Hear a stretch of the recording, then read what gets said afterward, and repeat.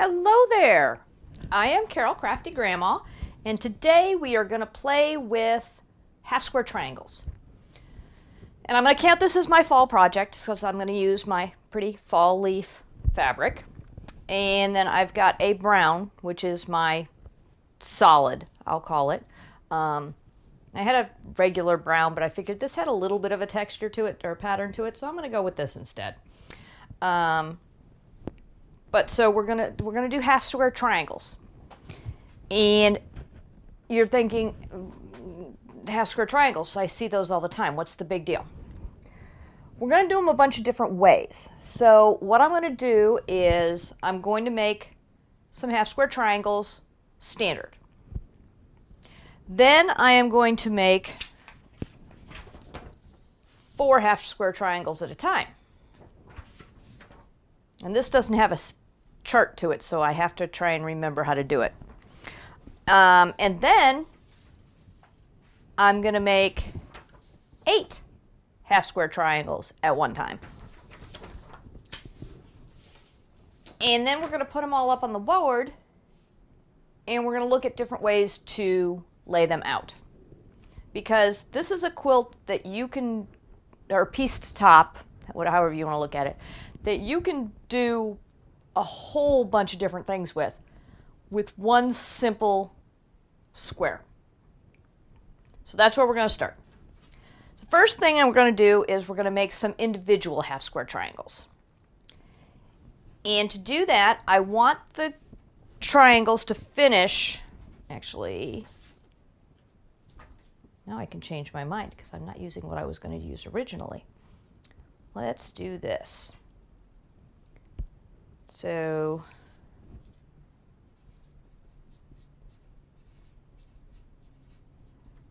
I want the squares to finish, so when they're all sewn in together, the quilt is all done, I want them to be 2 inches square, which, you know, isn't very much. It's conceivably the little square in the blue on here. That's probably too small. What do you think? I think it's I'm going to go back to the 4 inches that I was going to do originally. I've got it highlighted. I've got it all done. I'm sticking with the 4 inches. So when you want to make a half square triangle and you know what size you want it to finish at, you just add 7/8 of an inch, and that's how big you need to cut your squares. Because after you sew them up, press them, open them, all that good stuff, they will end up being 4.5 inches square. And then you sew them into the quilt and you lose the 1/4 inch and the 1/4 inch around, and you end up with a 4-inch square. So that's how we're going to do the calculation for that. So all you need to do is take your fabric, and I'm probably going to end up using all of this by the time I'm done. And we're going to need 4 7/8 inches wide. This fabric has been torn before, but it's been a long time and it's not looking pretty. So I'm going to cut it at, or tear it at 6 inches. Just that I have lots of extra space to play around with it.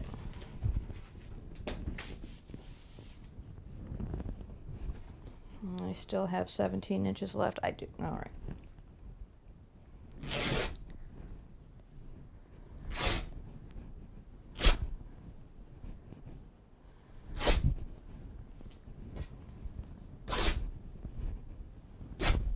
Okay. Fabric is torn. So now we're going to well, let's get rid of these strings that want to be all over the place.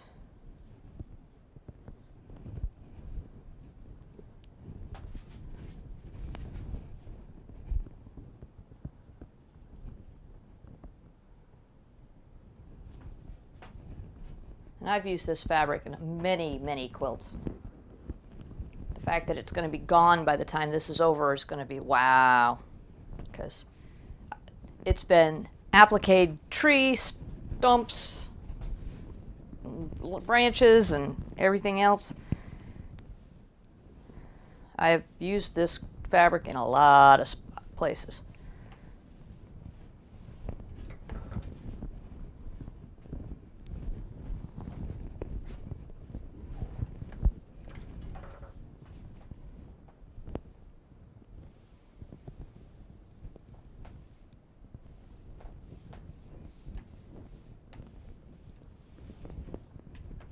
Come on. It's being a little fussy. Been folded that way for a long time. Give it a little water. Loosen up the threads.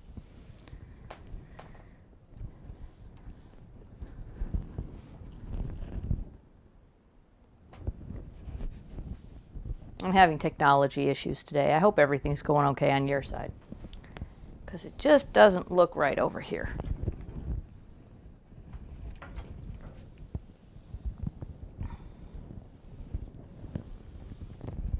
Alright. So now the side I just tore is over here. I'm going to put that towards me so that I can line it up nicely.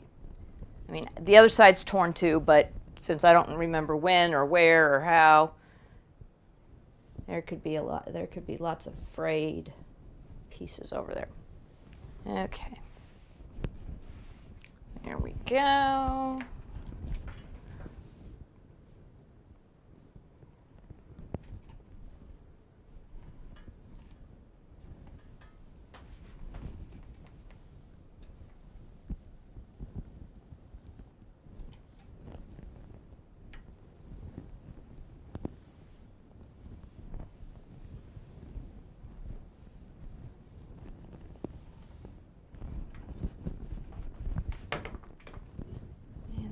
Fold it the second time. Again, if you don't want to, you don't have to fold it a second time.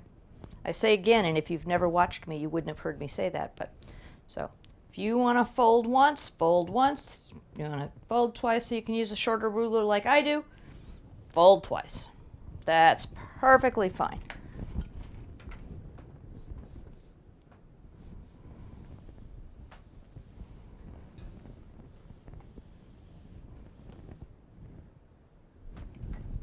Of course, something just dawned on me. That ruler that I have is going to be too small. Okay.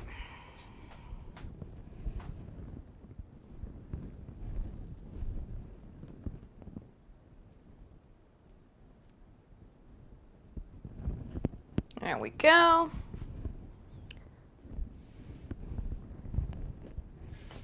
And here's my problem. I need 4 7/8 inches wide, and this ruler is only 4 inches wide. So that's not going to work for me. So I'm going to need a wider ruler, and we're going to have to do the 2 ruler trick.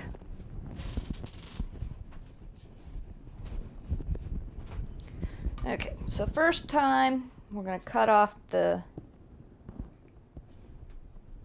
torn part. Just go like that and trim it off. Excellent. There we go.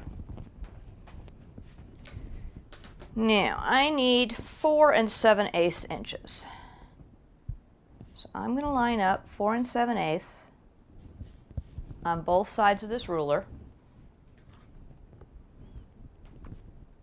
Hold it down. Stop moving it every time I touch it. And match this up to the side. I also need to make sure that I am even on the bottom fold so that it's all square. And now we have a piece of fabric that's 4 7/8 inches wide, which is exactly what we needed. And now we're going to make squares that are 4 7/8 inches wide.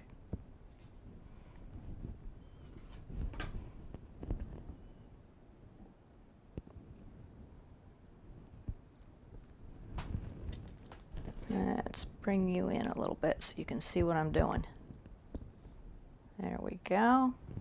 All right. So I've lined up my ruler on the bottom so it's all even. And all I'm doing is cutting off the selvage. Selvage off. Done.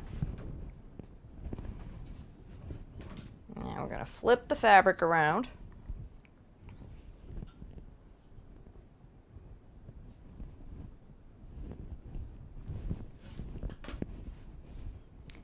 And 4 7/8 inches. Making sure we're even on one of the sides. You're not going to be able to do both in this case because you have a 7/8 of an inch on one part. So we're even and level down here. But there's not really, you can kind of match up with the tick marks along the way, but it's not as pleasant as it normally is. So there we go.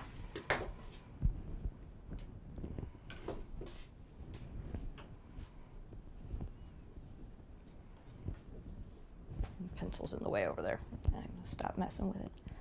All right, line it up.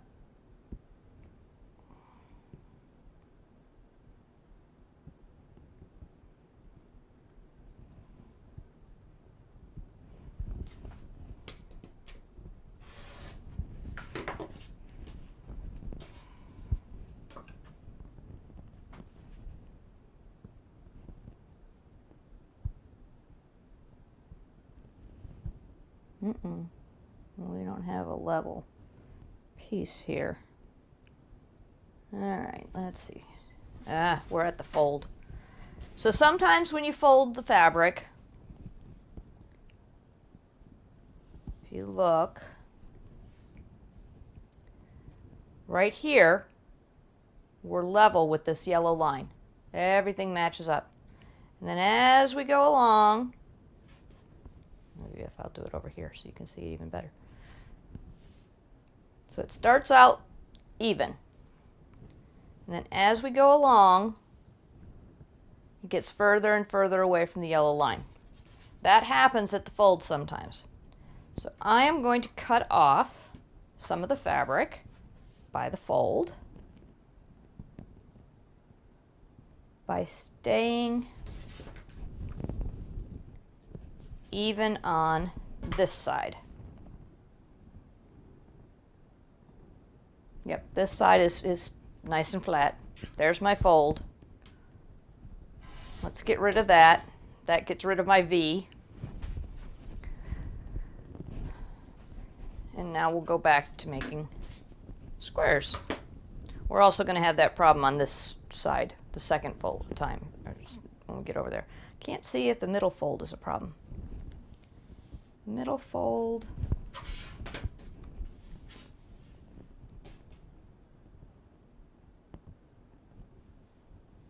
Yep, there's a problem with the middle fold too. So if you're looking for long straight pieces, you're going to have to be very, very careful about that. If you're doing like we are, I can live without it being completely straight everywhere because I can work around it. But if you need every inch of your strip to be exactly straight, you would need to recut this because this is not going to work if you need it straight everywhere. Okay, 4 7/8. It's going to take me just to that fold.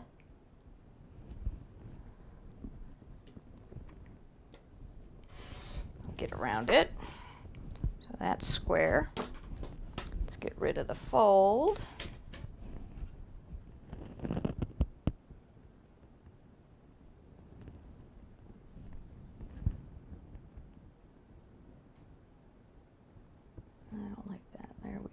Does that give me a tick mark? No.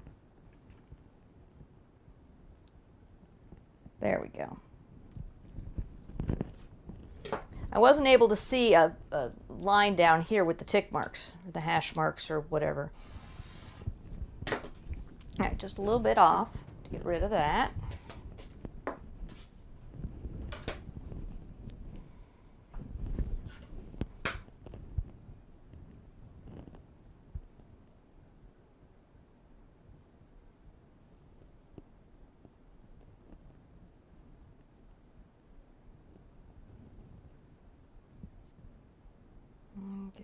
even. Doesn't want to be even for me. All right. And the next one.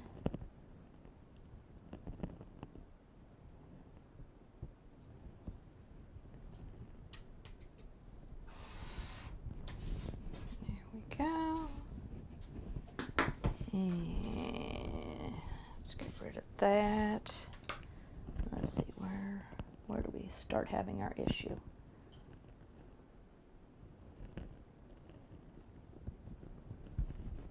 Right about there.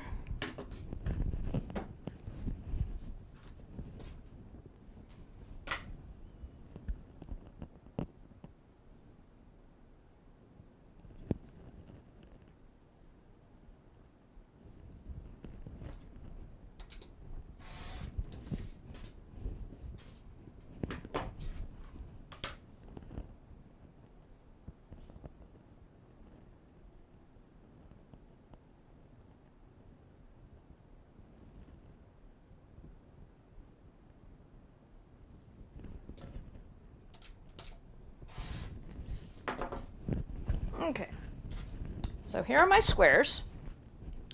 First set of squares. 1, 2, 3, 4, 5, 6, 7, 8. So one strip gives me 8 squares. Remember, later on we're going to cut 8 out of one piece. So keep in mind how long it's taking us just to cut the fabric.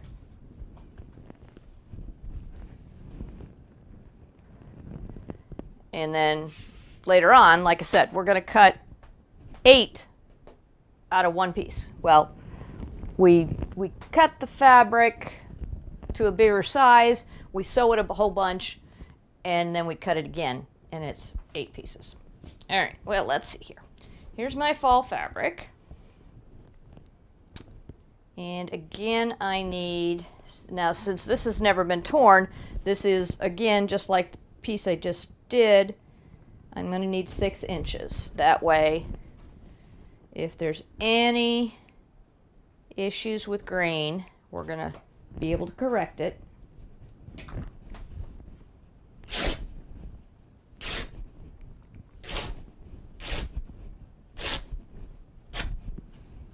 All right, there we go.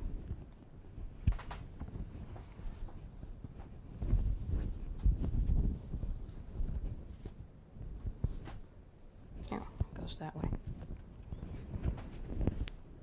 I guess it doesn't matter that much. We're going to be using it a little bit anyway, so off to the side it goes. And get rid of my extra threads that will always want to hang out. There we go. And to the ironing board we go.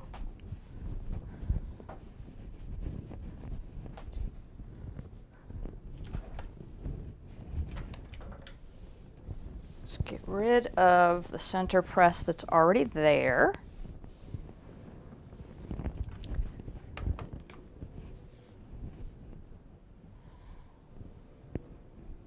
And match up our grain.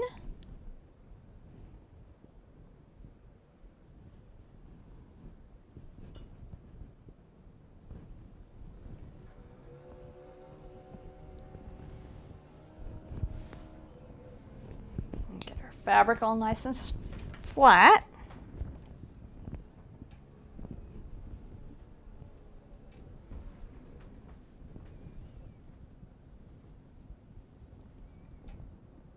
And now we tore the fabric so we can match up the grain so that we know that the fabric will lay on grain. It's not going to have any twists and turns or anything like that. It's going to lay flat on grain.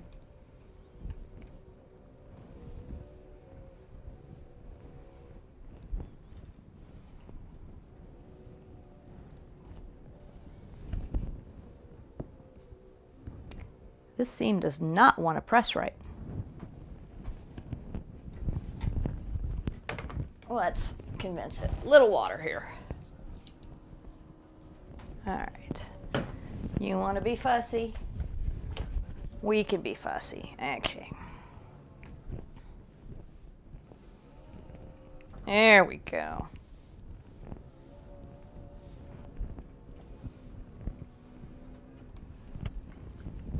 Okay. And now the V's that we had in the brown fabric come from anytime you fold, and that's why some people don't like to fold a second time. I prefer it. I like to use the smaller ruler. I have trouble with the bigger ruler. It moves. I just got done with I was working on a project and I had to use the bigger ruler, and there were multiple times when I was finding myself the ruler would shift as I was cutting. And I'm not pushing hard, I'm not doing anything, but it just, I can't keep my hand completely straight and level, apparently. It's just me.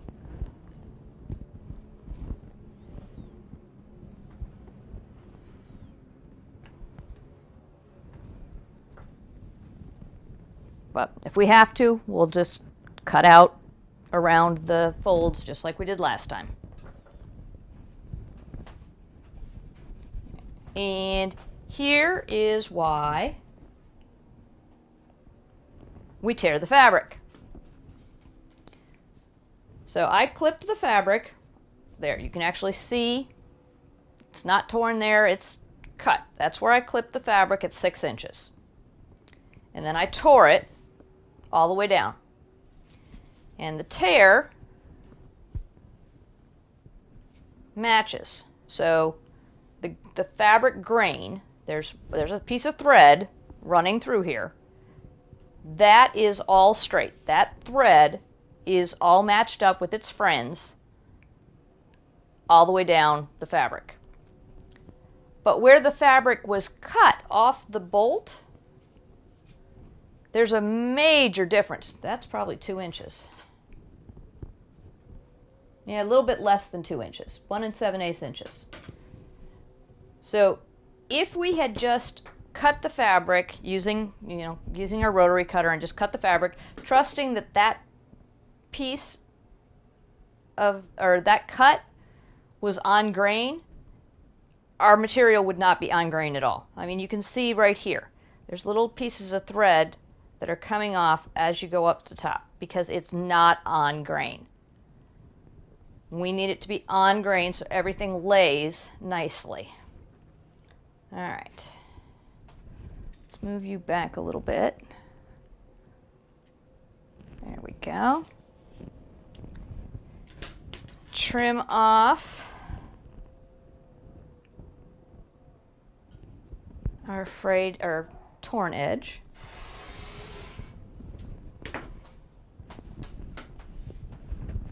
Now I'm going to look and make sure everything's good there. Now we turn it over. Oh, actually, it needs to go the other way because I'm doing the 2 ruler method. I forgot. But I do want this piece on the top because I want to make sure that we've got enough here. And if we don't, I'll need to trim off some of it. All right. This is what we're going to use to cut. This is what we're using to measure. So 1, 2, 3, 4 and 7/8 inches. Lined up with the cut edge,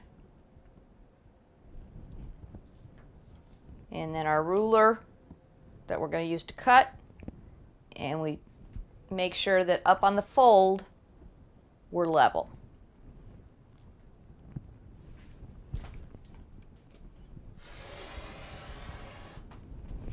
Okay, so this is the piece we're going to use. I want to look at something. There we go. This is why I tore at 6 inches. I could have torn at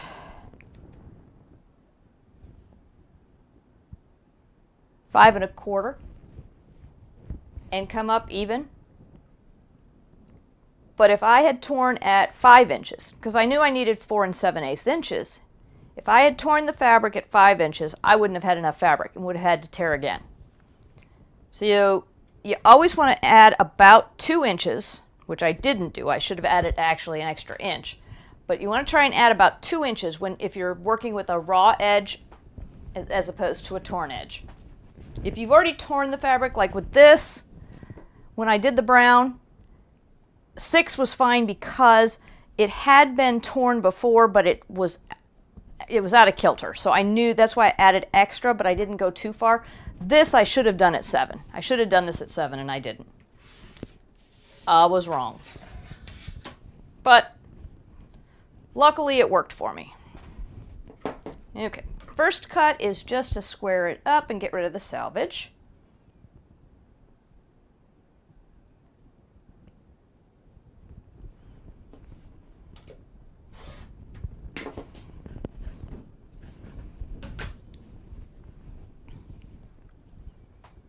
And now we only need 8 of these because we have 8 of our others. And I can't tell. Let's look at the fold. Where are you at? There's, get a little closer so that you can see. All right. There's the fold. And we're straight up until the fold, and then we go off the rails. So we're going to have to remember at the fold to do the same thing, to cut our fabric and adjust it.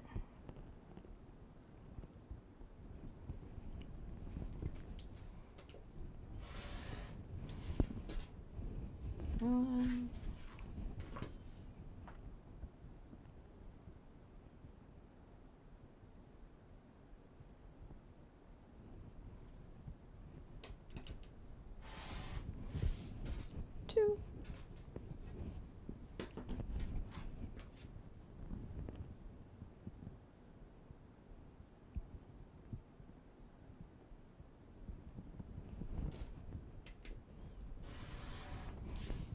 Rid of the fold.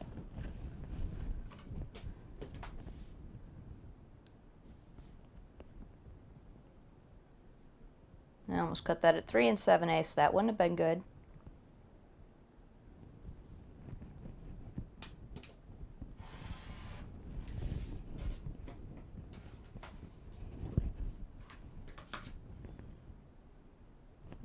This is tight. Let's see, 4 7/8.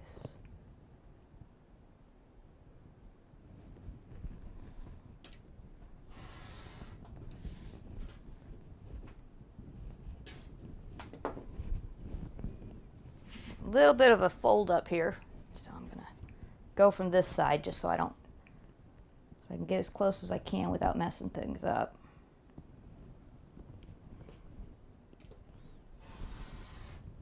There we go.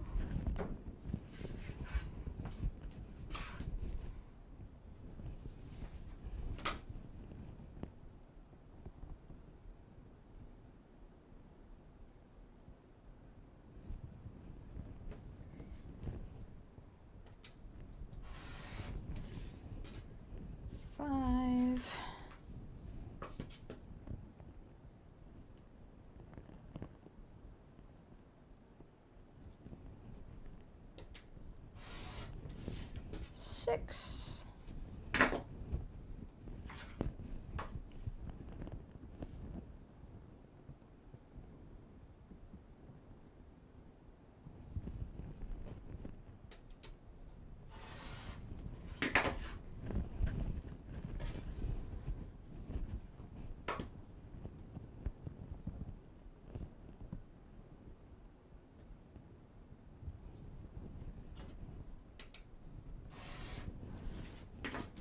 Seven and 8.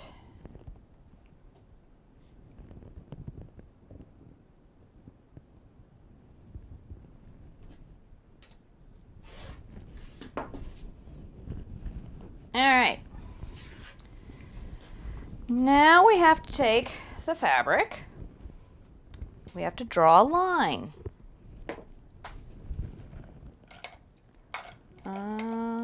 Where's my red? All right, where's my red sharp? Or it's disappeared. Right. I guess we'll use the blue. We'll see if it shows up or not. I'm afraid it might not, but we'll try. All right, and this fabric is already starting to fray. That's not good. Okay, we take this ruler has a 45-degree angle. Whoop, you can't see that. It says 45. So we take that angle, we line it up on one side of the fabric. And this ruler is going to be too small. So let's pull out the other one. 45 is down here. There we go. And we put the 45 on one edge of the fabric. We put the bottom of the 45 at one tip, and we make sure the other tip is there. So we want to get it in, and then we draw a line.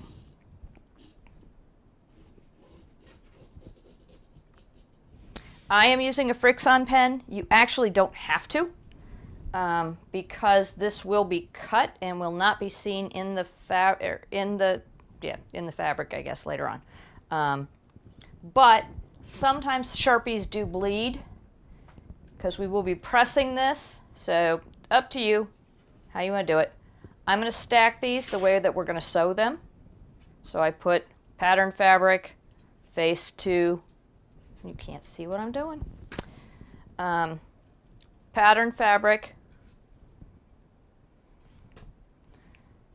face to the brown fabric, pattern fabric, and then we're going to make another one of these. Can you see that? See that? There you go. Okay. Line up the 45-degree angle. Make sure we've got things to the point.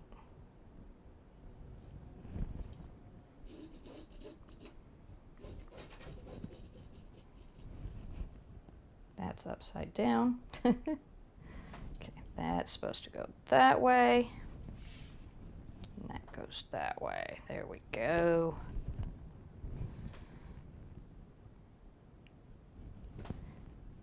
And it does make life easier if you stack them like this. That way when you get to the machine, you can just whip through them.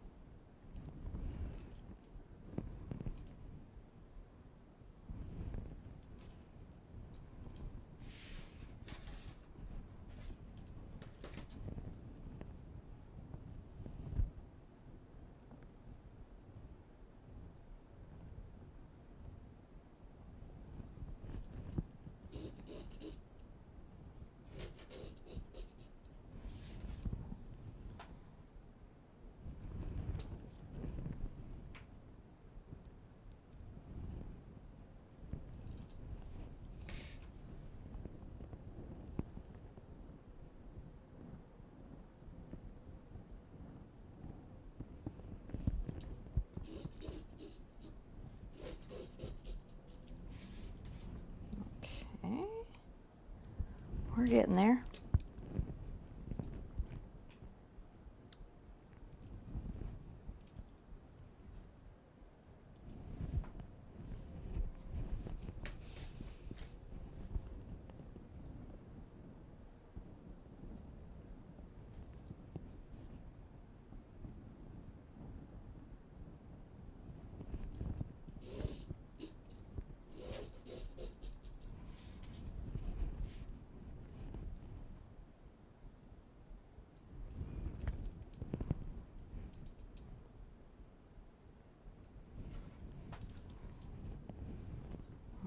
Let's check something on the phone here real quick. Not with math. Alright, where's my search bar? There's my search bar. Come on. My phone wants to be fussy. There we go.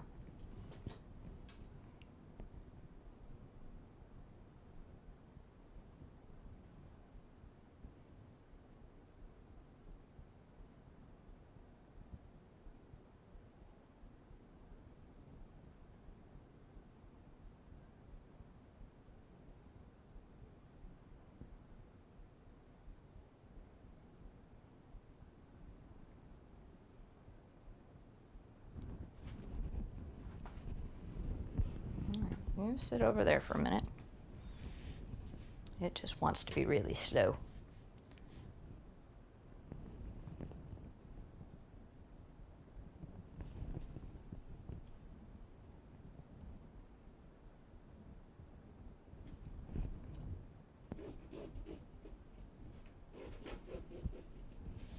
Okay, there's that, and the last one. Let's see, does it show me on here?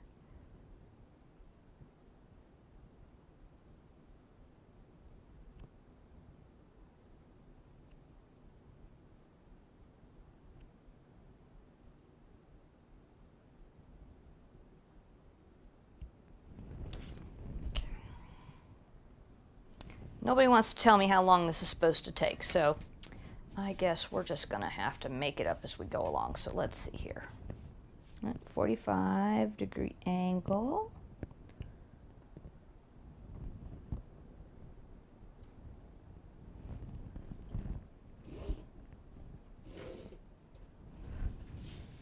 And that's the last one. Okay.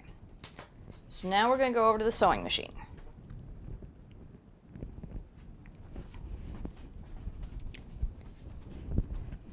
And we will sew on either side of the line we just drew. We're actually going to sew on both sides of the line, I should say, not either, both. But you can start on either because you're going to do both at some point in time.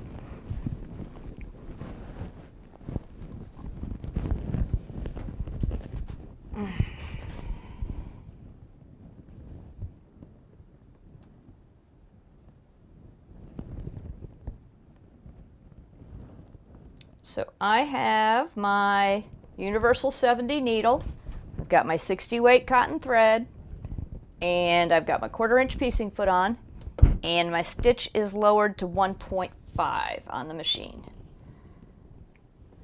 So now I'm going to line up the edge of my foot with the line that's drawn.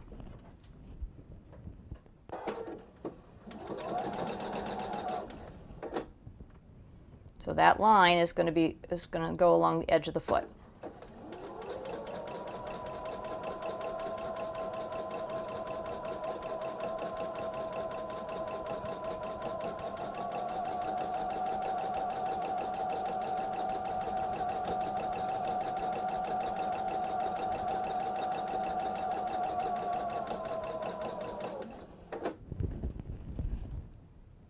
And we are just going to keep going.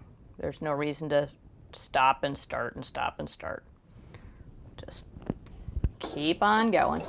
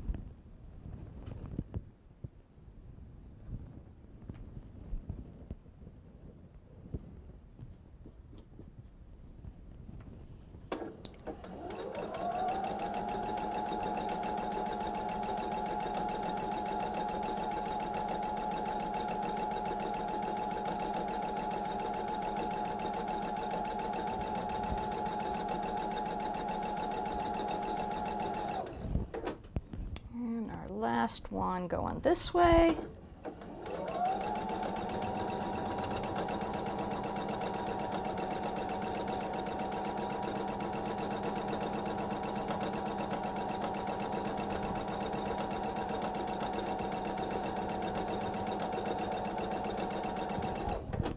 Excellent.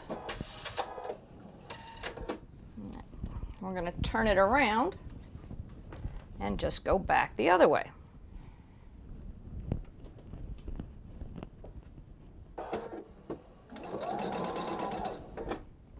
Now, this gets a little more tricky because you've got gravity working against you.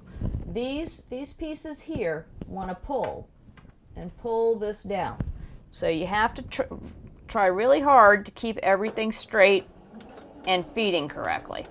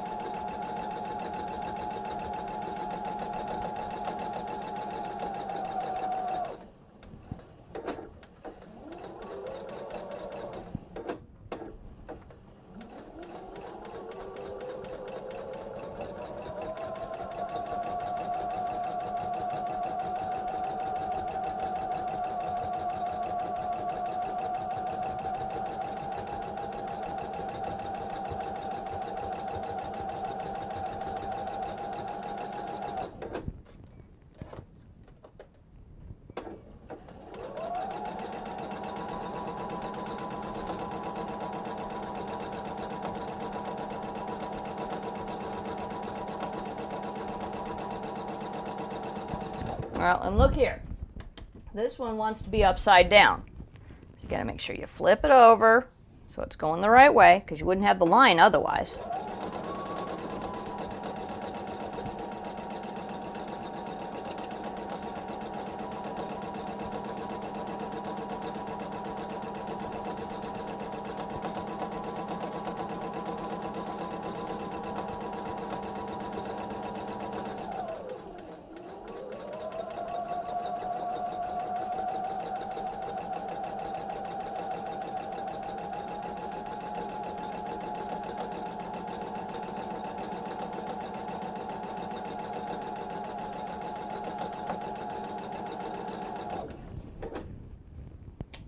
Go back. There we go.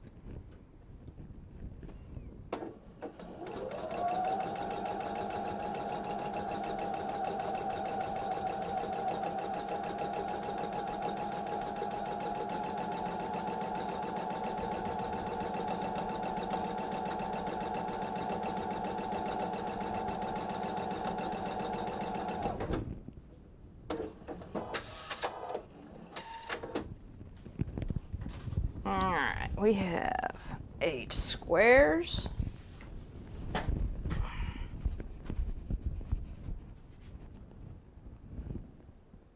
There you are. Let's get that out of the way.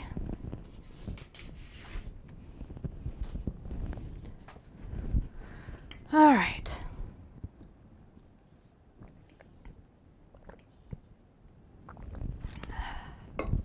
Excellent. Water. Water is good. Cut off my feeder fabric, cut off my tail, and cut my pieces.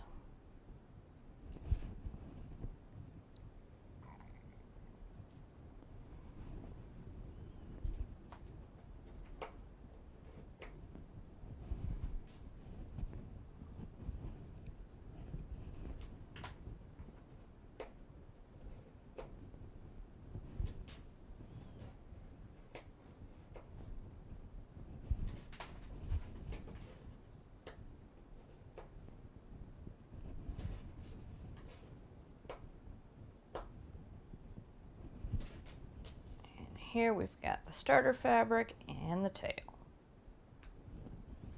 That all goes in the garbage.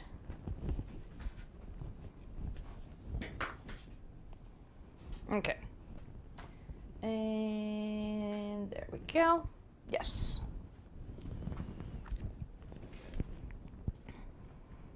Oops.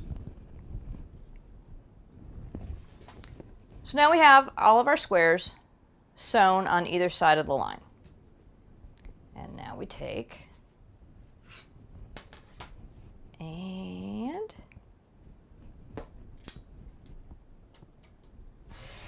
cut them in half.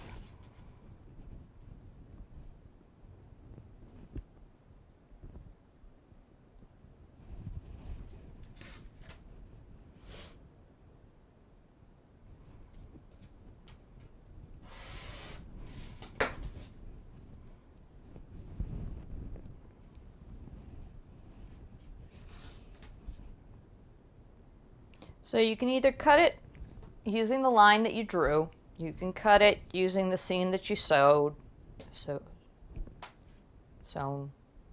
that was sewn. I'm not certain. Anyway, you want to cut down the middle and get the 1/4 inch as equally divided, or the 1/2 inch, because it's actually a 1/2 inch. You stitched a 1/4 inch from each line. So you're going down the middle as best you can.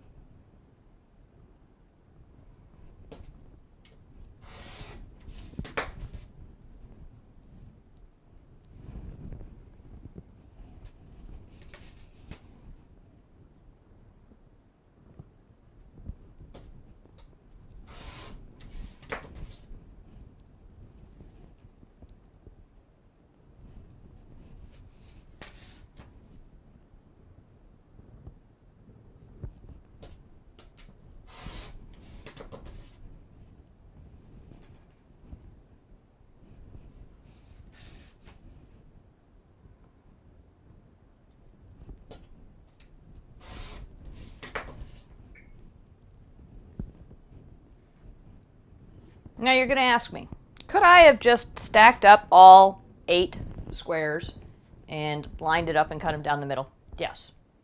Technically. You should have been able to do that because they should all have the line at the same place. And I say should multiple times because it's possible that one of them you were a bit off and something, or you didn't stack it quite right or whatever. But that would be a faster way to do this if you wanted to. Now we're going to press, and I am going to press to the brown because that's just the way I want to do it. No other reason.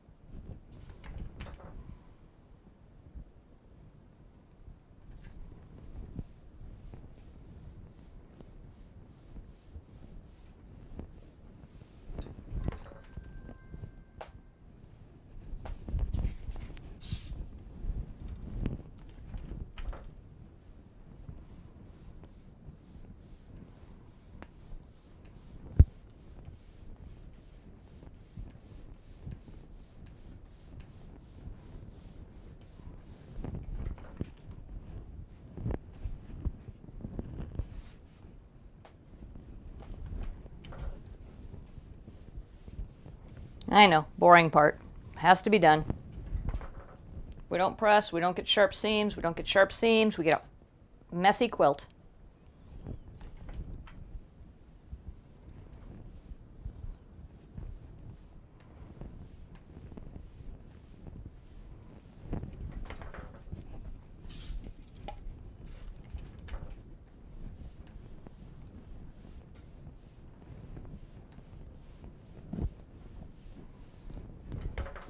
Here, let's see how we're doing. Go there. And are you what you're what I'm looking for. Go here. Here is our half square triangle. This ruler is exactly 4.5 inches. I've used it before, so if you've watched me before, you've seen it. It has a 45-degree angle line right down the middle, which makes life easier when you're doing this. And we're going to line up our 45-degree ruler, and we're going to look. Let's angle a little differently and see how we're doing. All right. So it looks like the light is shining, reflecting on the thing, and that's not good. It's a little bit here. And over here, nope, we look good. So it looks like, other than our little tails, which we expected, this is just a hair wide. And I mean, that's maybe 2 threads on the fabric, too wide. But overall, came out pretty good.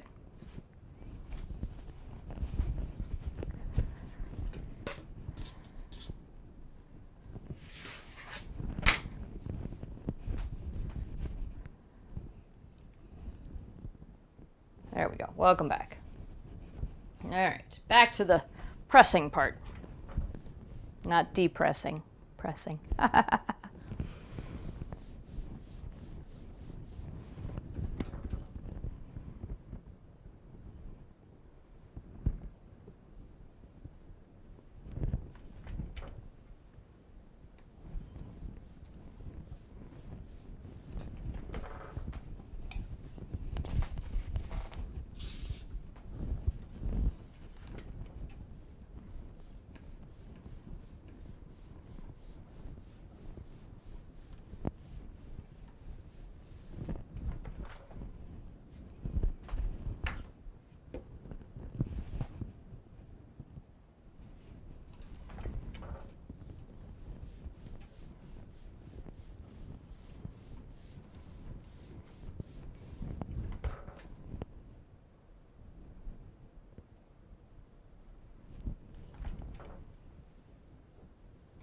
Trying to decide if I want to use a different color for each of the different ways that we do it. I don't think I do. I think I'm good with it just all being the same.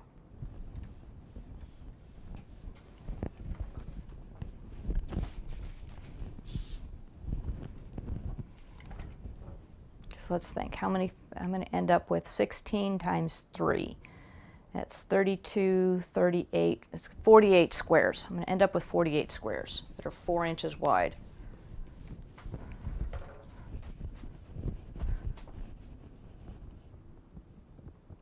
Calculator.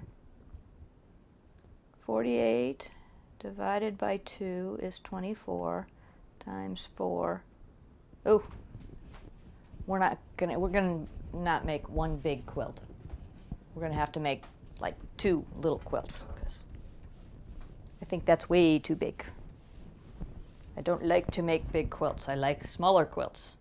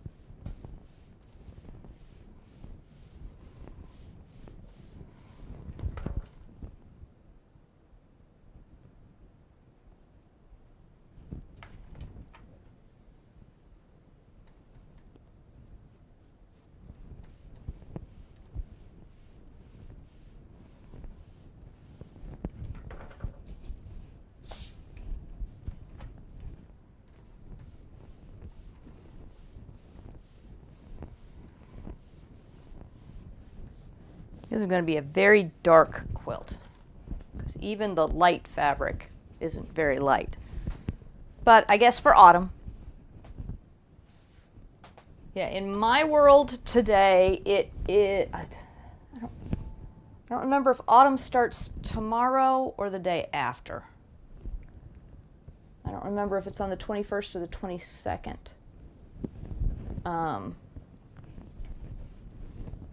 I think it's the 21st. I think it's tomorrow. So I need an autumn project. I just hadn't gotten to one yet.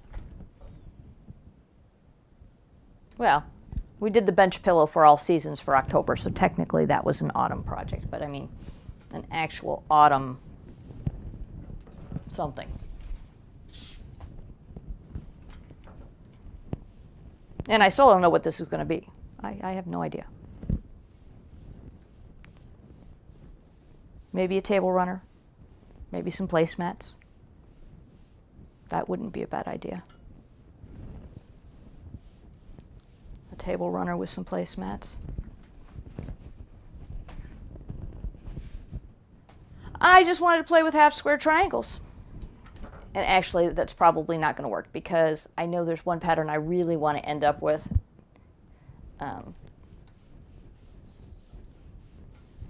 After I play with some other different designs. I know what I want it to look like. Like I said, half square triangles can do so many things. So we're gonna look at a bunch of different ways you can do it. That being said, I had planned on this only taking a day, but now that I'm seeing how long it's taking me just to get these done, I might be changing up what tomorrow is. Tomorrow maybe finishing up and piecing the top.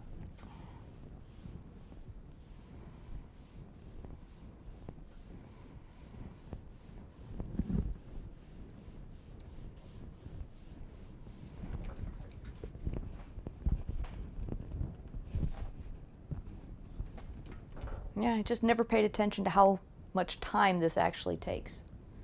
Because I'm thinking by the time we get done, it's going to be about 1 hour and 15 minutes to make 16 of these. And we're going to make 16 another way, and we're going to make 16 a third way, just to see if it improves time and efficiency. I'm guessing it will, but I don't know that for certain, because this is the only way I've ever made half square triangles. And that's why I wanted to play with them, because I want to see these other ways that allow me to make them faster.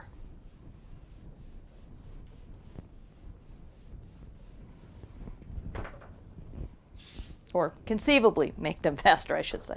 I don't know that for a fact.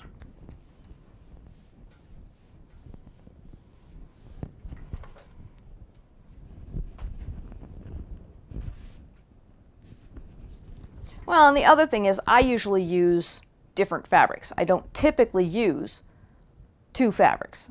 I use one that's the background, and then I use charm packs or scraps of some kind, or multiple different colors. I don't typically use just 2 colors. This is different for me also.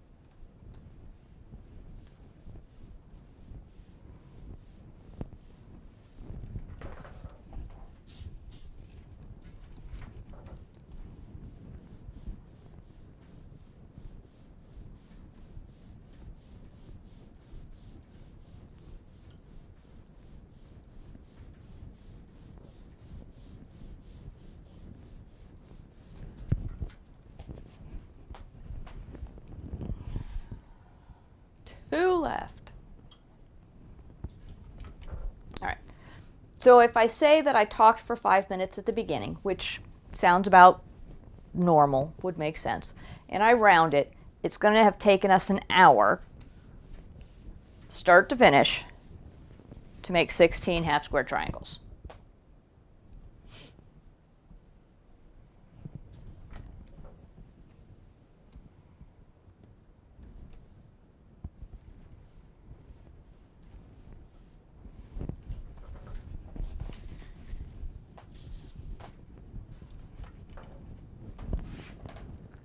Is the recording right? Yeah. The big red button that says record is not lit, but it's showing that it's been recording for over an hour. So I don't know what's wrong with technology other than it wants to give me a headache.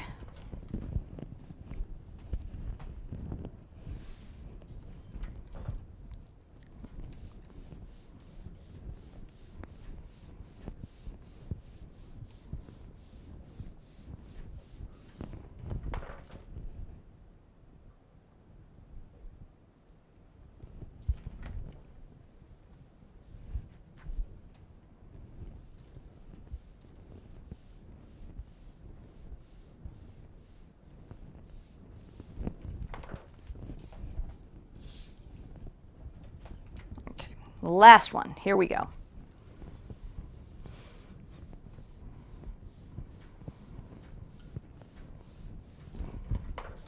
Okay. So technically these are not done. These are not ready to be used because they all still have their little ears on them. I am not going to cut them all off right now because at this moment in time I don't know how many I'm actually going to use. So took 1 hour to make the regular ones. So regular, 1 hour. Now we're going to move to making 4 half square triangles at a time. Cool, huh? So there is a chart that you can find on the internet. And it's half square triangles cutting chart. Make 4 at a time. And it lists the inches, the size you want them to be. What size they'll, and this is finished size, so after they're in the quilt. This is unfinished, so we're doing 4.5 inches unfinished. And then this is how big you need to cut 2 squares. And in this case, to make a finished 4-inch square, I need 7.25 inches. And keeping in mind, we're going to make 16 because I want to be consistent throughout. Thinking of that, let me write down the time, 2:05. 14:05 dash. I want to be consistent with what I'm making to see if it really is faster to do it any of these other ways. All right, so I need 4 brown, 7.25 inches. And this is already torn, remember, because we just tore it. So I'm going to tear it the second time at 8 inches.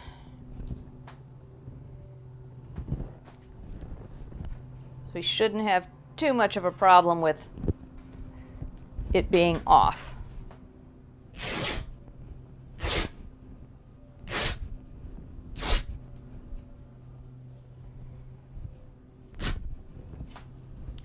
And then let's see, 42 divided by 7.25. No, that's not what I wanted. 42 divided by 7.25. Yes, I should be able to get 5 squares out of this. I only need 4.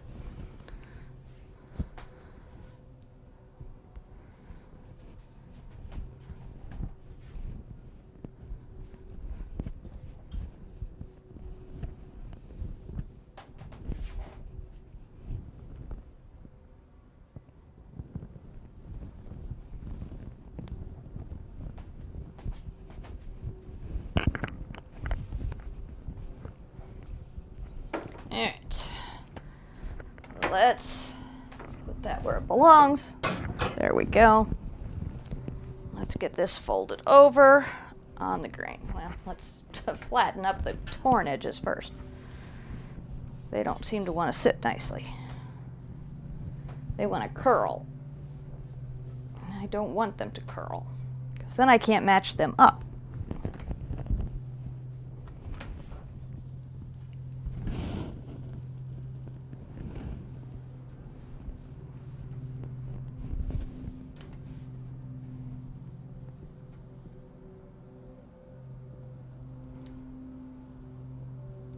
Well, and of course, I changed the time that I do the video because I want to be able to have more prep time and things like that, get my lunch in, all that good stuff. And also thinking that a benefit of that will be the fact that the lawnmowers, the landscape guys, and I say that not to be sexist, but I don't think I've ever seen a woman in our crew. But anyway, thinking that since they usually come in the morning, and they've been bothering me during my other videos, that, you know, the afternoon, I wouldn't have a problem. Yeah, no such luck. They're out there making noise. All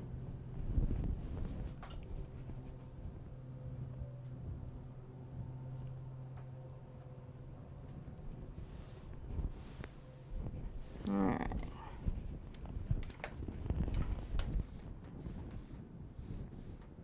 Now, you know what? I can cut all 4 squares at the same time, because I'm going to have it folded over 4 high. There we go. And that will save additional time.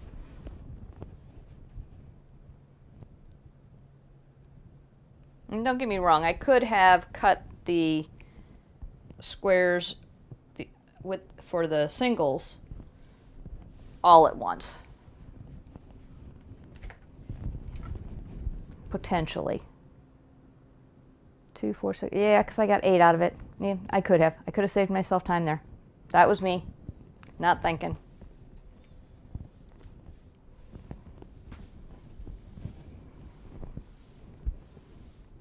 Yeah. All right. Let's go to the action camera. Action camera. Oh, we have a kitty cat coming to say hi. We'll see how long she stays. Okay.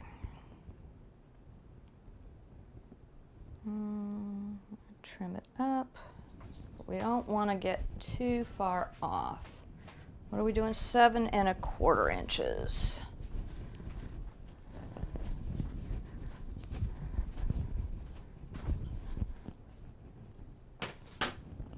Hey, baby. Did you come say hi? Sweet girl, you're blocking their view. There we go. There you go. You're out of the way now. Good baby. 7 1/4. Okay, yeah, I can trim it off there. Let's get these out of the way.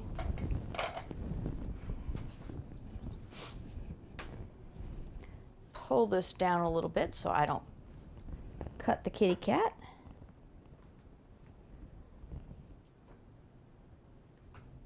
Hi, sweet girl. You're blocking the camera again, sweetie.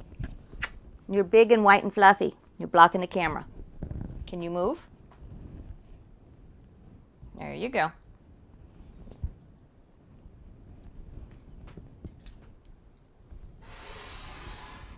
Okay, trim that off. Now we're going to use the 2 ruler method again. So 7 1/4.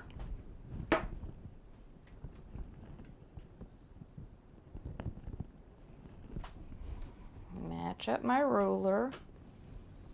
We'll make it even with the fold at the bottom. You're blurry because the camera's focusing on Callie's tail. You got the camera all blurry, babe. All right. There we go again. All right, sweet girl. You heading out? You're shaking the table. Okay, so now we're going to cut all 4 at the same time.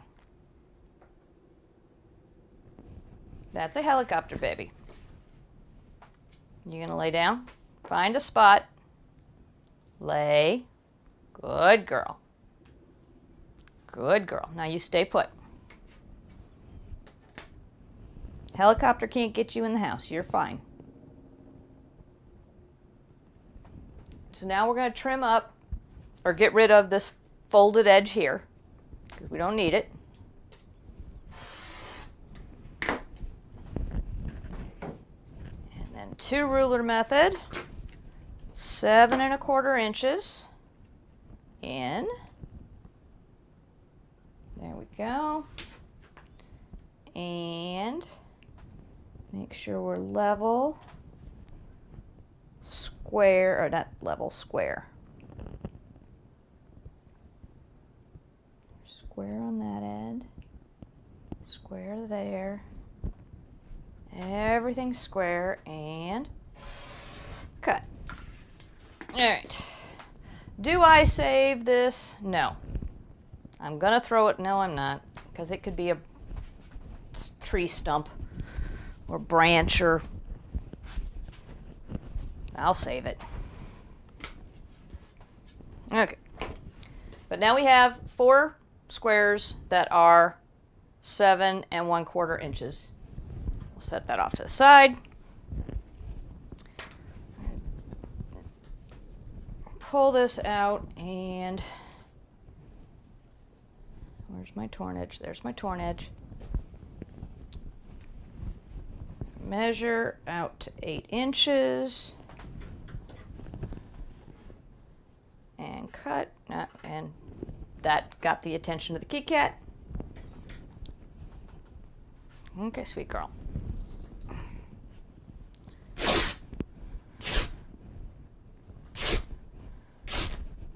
Okay. Hey, baby. Okay.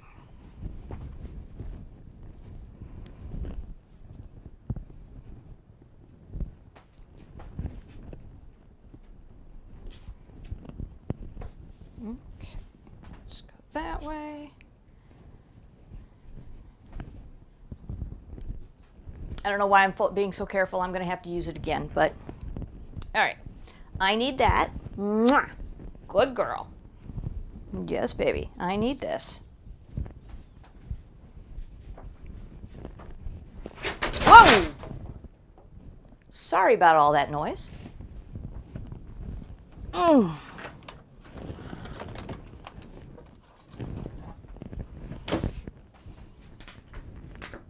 rulers were between the tables. And when she walked, they all fell. Alrighty. Hey, baby.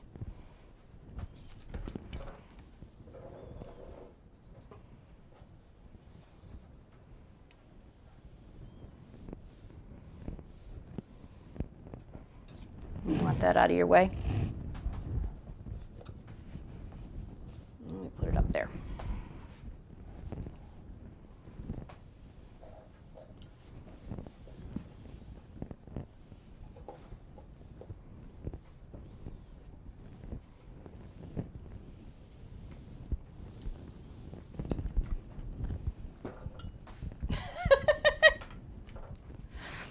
Well, that was fun. Do you want to play? Is Talia not playing with you? Is it her nap time and you want to play time?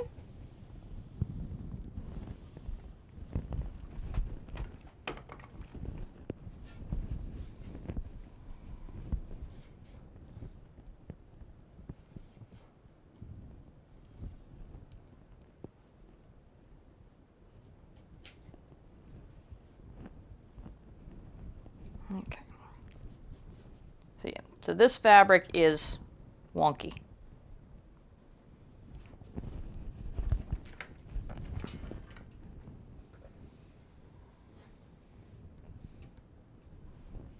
does not want to lay correctly, so that the grain is going correctly, I should say.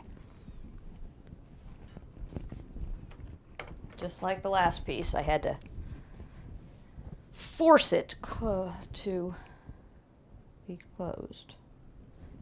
But again, we're going to do the same thing we did with the last color, last fabric, whatever. I'll press it one more time.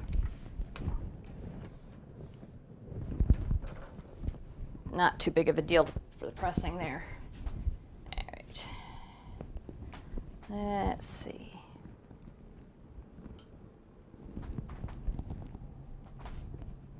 There we go.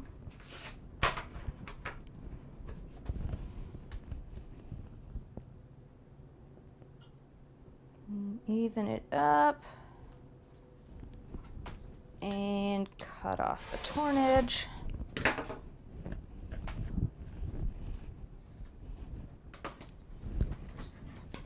Dual ruler. You leaving, baby? Bye, Callie.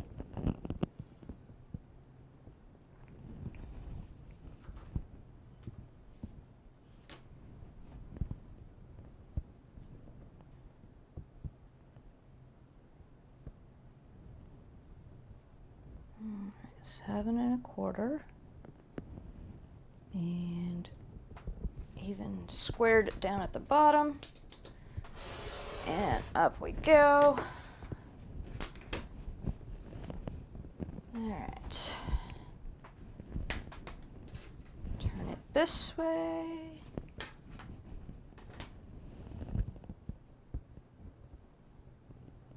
Make sure it's squared off.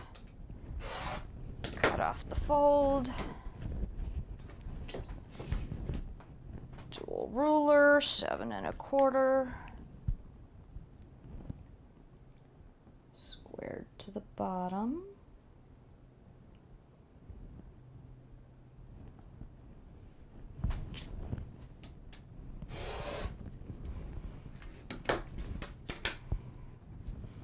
I'm going to put this with the brown scraps that I don't need, and I'm going to try and convince myself to throw it away before we get too far. All right, here we go. So that's closed.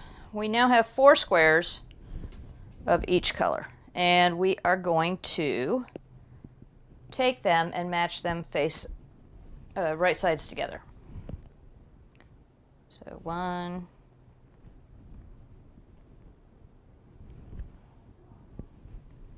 2,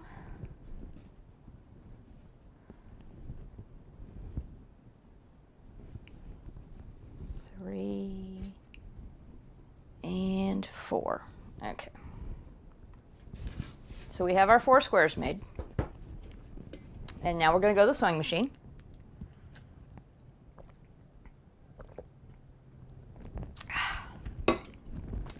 Sewing machine. Yes. All right. This is counterintuitive to what you would want to normally do.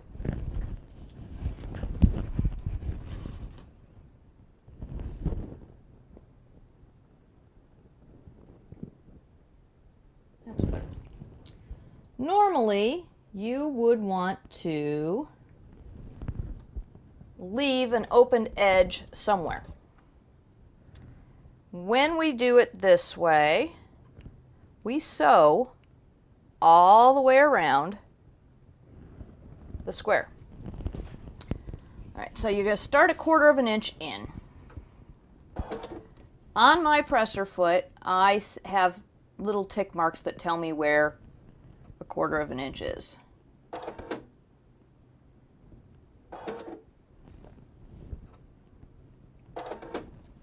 So we make sure our thread's in the back. Fabric along the edge of the toe, just like always, and we're starting at 1/4 inch in. This machine automatically sets to have a knot at the beginning. I'm going to turn that off because I do not want a knot here. Otherwise, I'm going to have a bump in my quilt. So we've got needle down as our default position. That's important for later on. we've got the standard stitch. All right, so we should be good to go.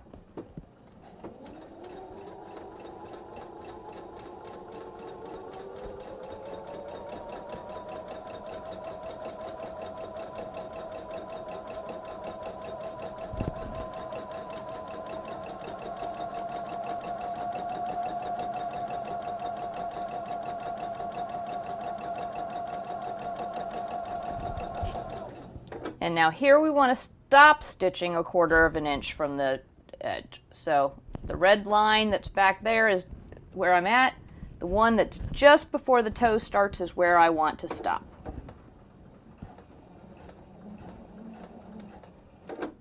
So that's where I want to stop. I should be able to turn and, it's a little far in, but not too bad. 1/4 inch.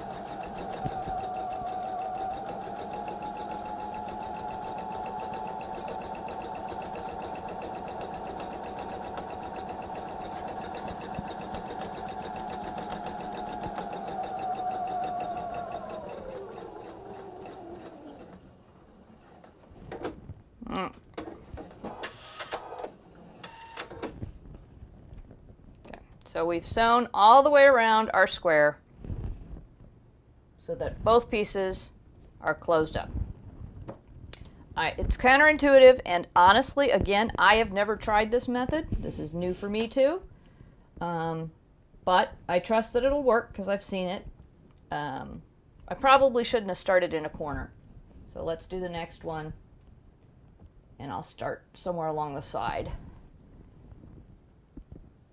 Just like you do when you do everything else in quilting. You should not, binding and all that good stuff. You should always start more towards the center.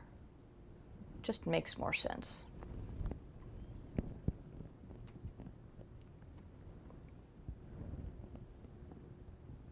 Come on, you guys. They don't want to lay on top of each other correctly. There we go. All right, so I'm going to start here. Turn off the fix.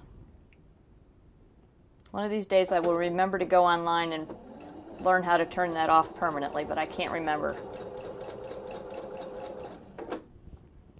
I know it's pushing multiple buttons, but I just can't remember what they are.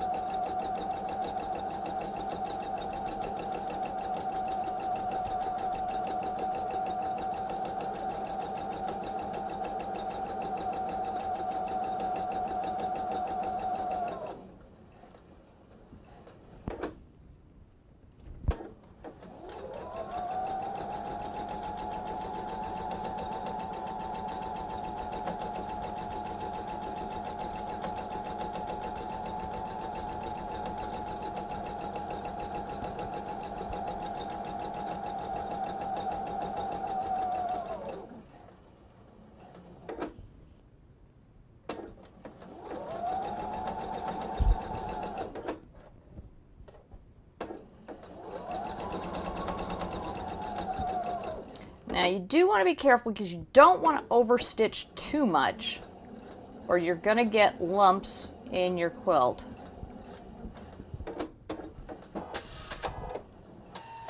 And I guess even if you don't stitch all the way to it, I did. And I think I overdid a little bit, but not too much. All right, there's 2 done. 2 more to go. Let's see here. All right, so I'm going to have to start on this side because this piece of fabric wants to fold a little bit right there. And I don't want it to.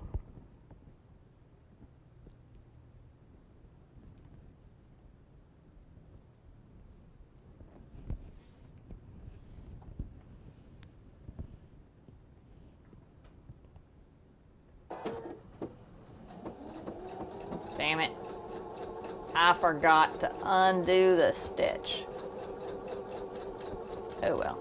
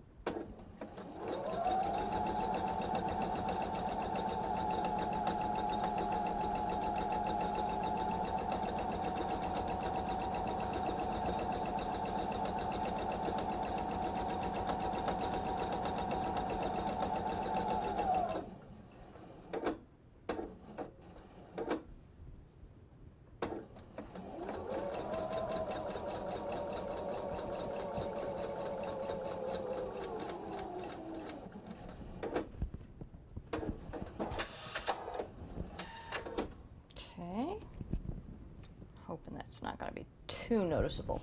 It probably will be, and it'll drive me crazy, but hey, I'll just have to get over it. Turn that off.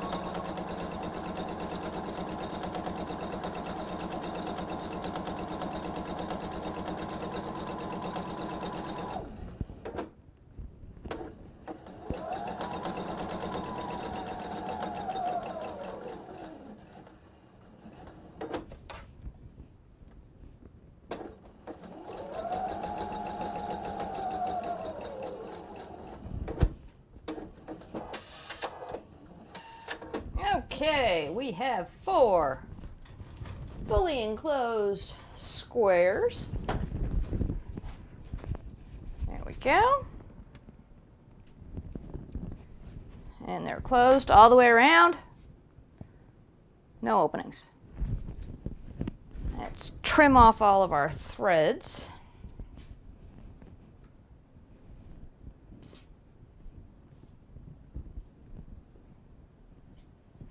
So this is the one that has the knot in it, where I forgot to turn off. Oop, down a little. So right here. I'm gonna focus. Whee! Come on. Focus in. Focus on my nail. No, apparently not. So, it's out of focus. You're not going to be able to see it. There is a knot there. Some extra threads that don't belong. Tried to trim them off. We'll see if that works. All right. And here.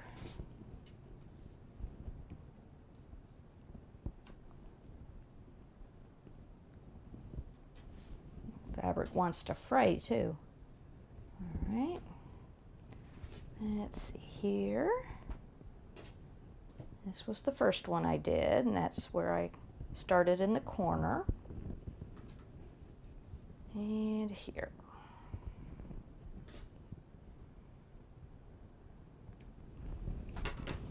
All right.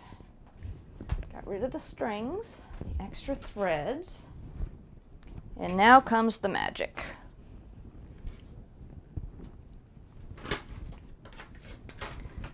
We take our ruler, take our 45 line,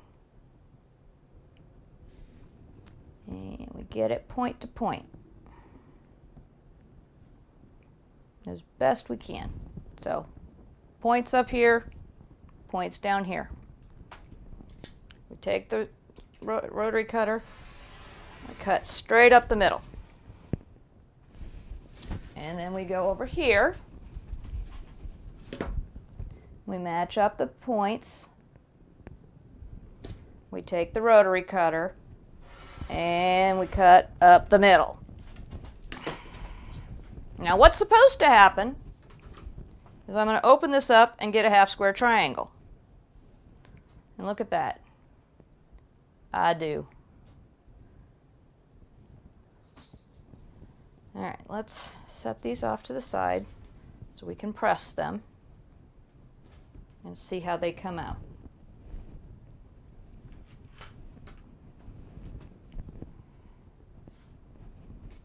Give me just a moment. There we go. Hey, big girl, what you doing? You gonna go sleep in there? She's gonna hide.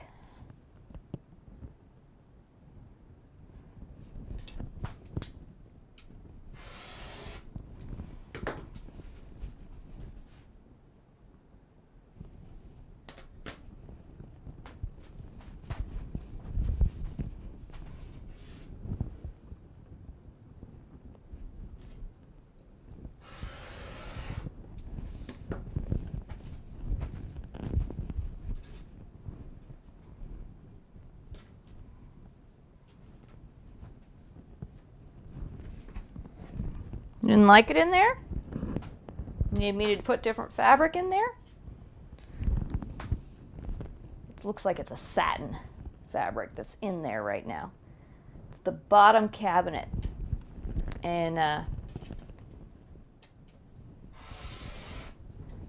she likes to sleep on fleece, so maybe I'll put a piece of fleece in there and make it a kitty house, because we don't have enough of those all the way already.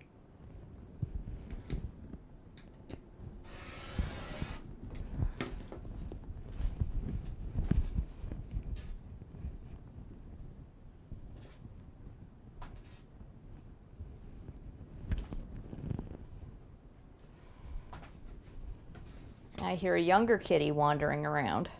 Wonder what she's getting into. Hey, hey, hey, don't eat the... No.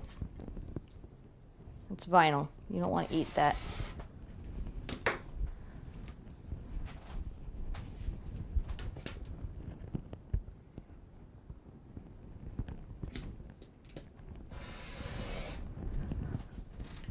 Okay. Let's do this.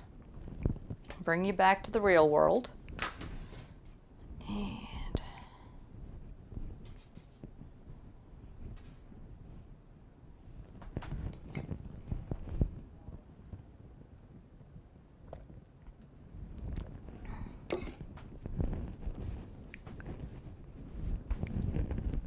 Oh, sorry. Ear popped. Can't get it to unpop.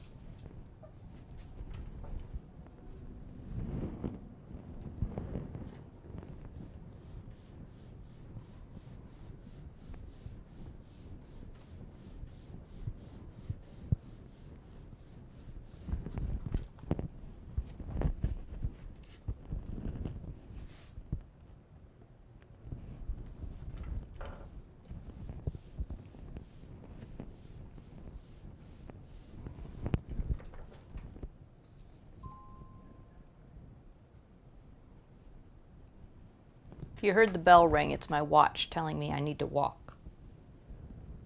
I don't think so. I'm thinking I'm doing just what I'm supposed to be doing. Ooh, excuse me.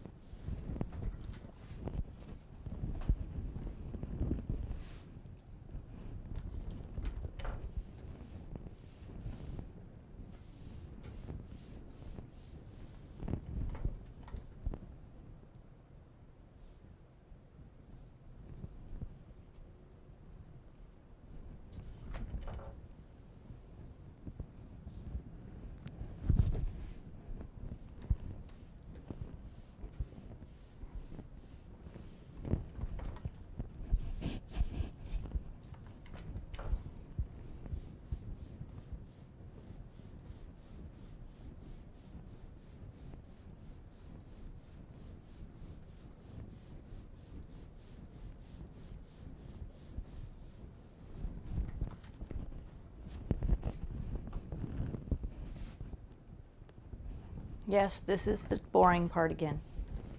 But it has to be done. Like I said, if we don't do this, we get messy quilts.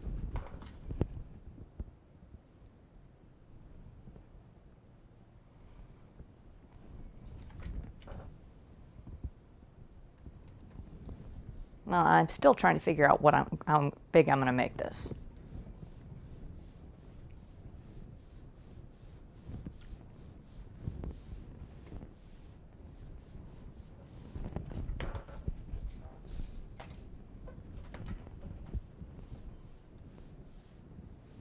But I can guarantee that we are going to have to do a part 2. We're not going to get this done like I had hoped. I had hoped to make the next live episode just sandwiching, quilting, and binding. So that it was a video, it could stand alone. No matter what quilt I'm making, or somebody's making, that is something you have to do. That's not going to happen because we're not going to get this pieced.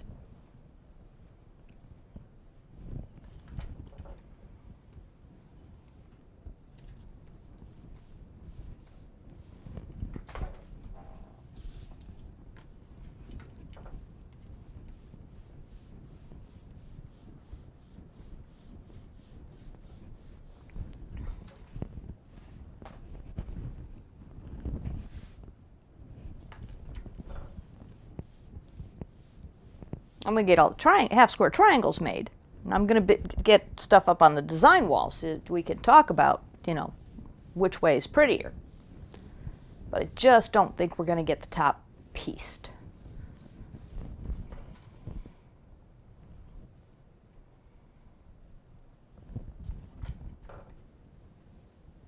Because joining all these half square triangles together can be tedious also. Now, I do plan on using the chain method.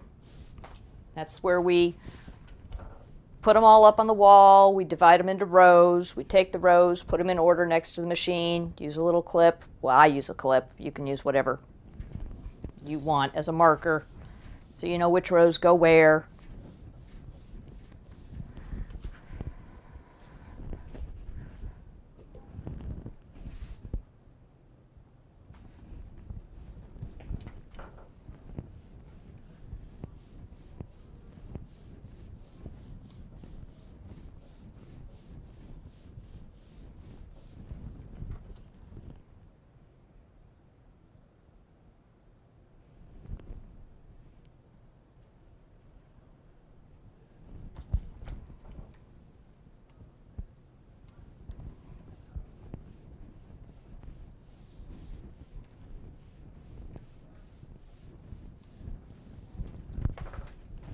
Oh, it spittled.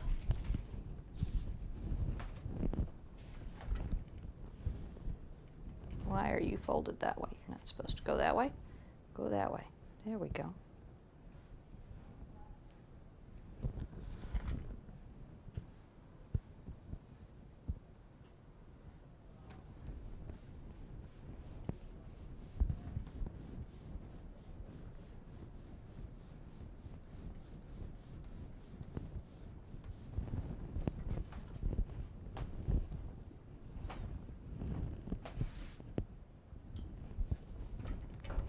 And I'm trying to think if it's an issue here. These are cut with the edges of the squares being on the bias. Whereas the ones we just did are not. So what that means, I don't know if I'm going to be able to show it to you or not. On the ones we cut with the grain of the fabric. So one edge is with the grain of the fabric, and then the other edge is across the grain of the fabric, but with the other, because they weave in, you know, that way. These, when we cut them at a diagonal, that means that the edges of these squares are at a cross. So instead of being with the grain of the fabric, it's at a 45-degree angle to the grain of the fabric. And I'm not certain if that's really a concern or not. I mean, it makes it so that it stretches more, and that I can show you. Here, hold on, let's do that right now. Okay. Bring you here. Okay. These are the ones that we just cut. And yes, I know I'm really close, but there's a reason for that. Okay. These are the ones that we just cut. And we cut them out of the square. These are the ones that we cut before. So here is an edge, and when I pull on it, nope, this way. Okay. When I pull on it, pull it back a little bit, there we go. When I pull on it, the fabric stretches a little bit, but not much. Here, we have the fabric that we cut on the bias, and when I stretch it, it actually stretches quite a bit.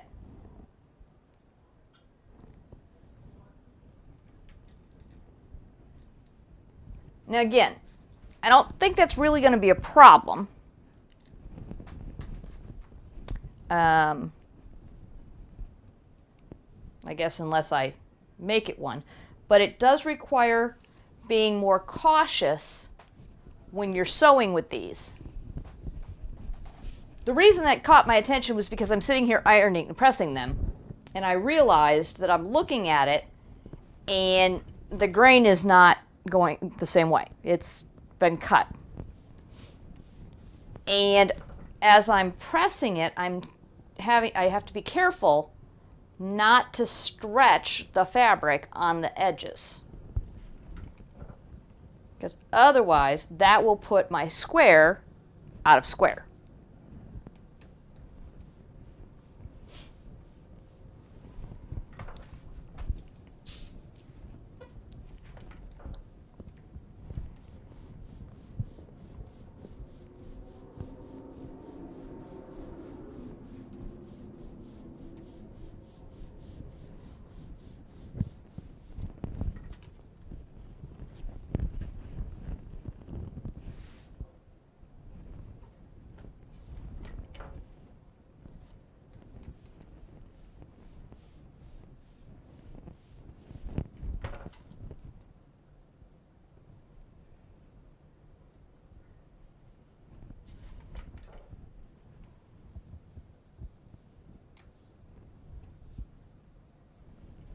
Yeah, I'm not certain if this is going to be an issue or not. I don't think it will be. I think we should be fine. But I wonder.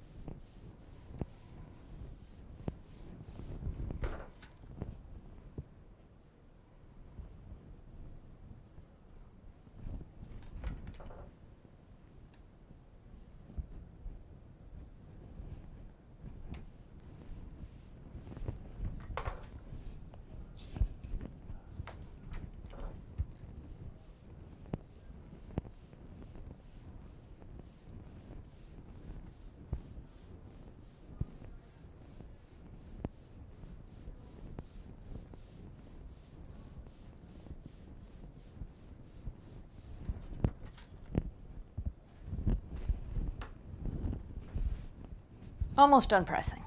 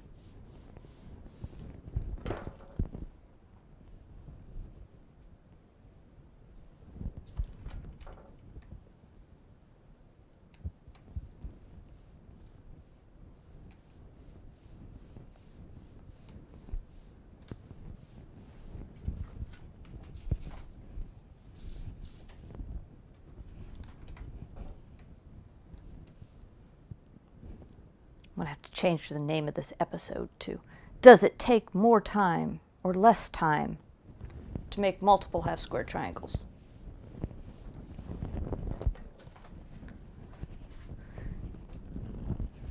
Because at this point, this is looking like it's going to take just about the same amount of time. Actually, about 5 minutes less. Oh, if I can, 10. We'll say this was 10 minutes faster. No, 5, because I still have to make sure that they're 4.5 inches. I didn't do that. With the first batch, I did it right away because I wanted to know. With this batch, they look about right, so I'm okay.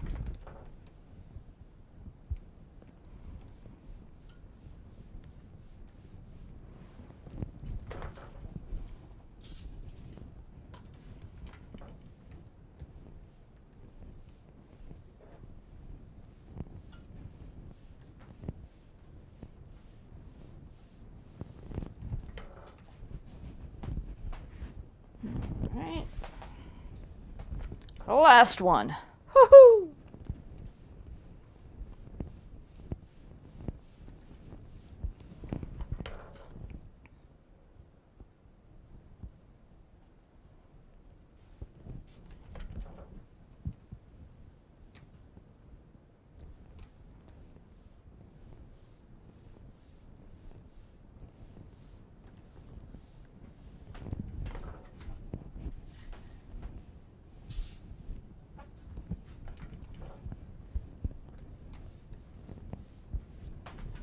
You're going to go up here because I'm going to need my ironing board to be able to iron the fabric.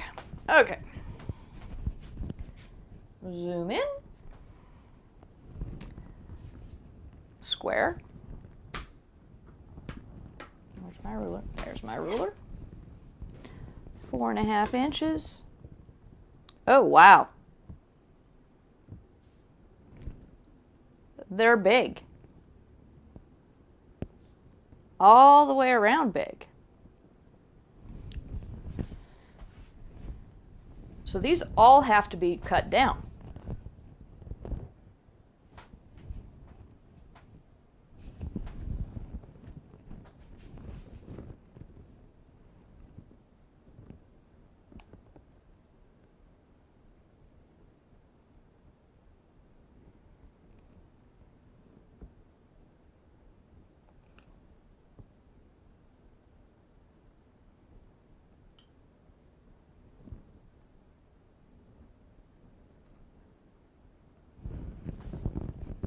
There we go.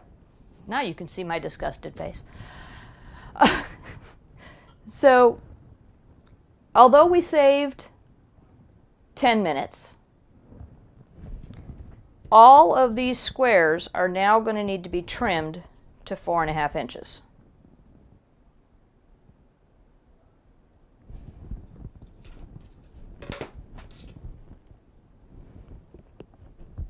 Whereas these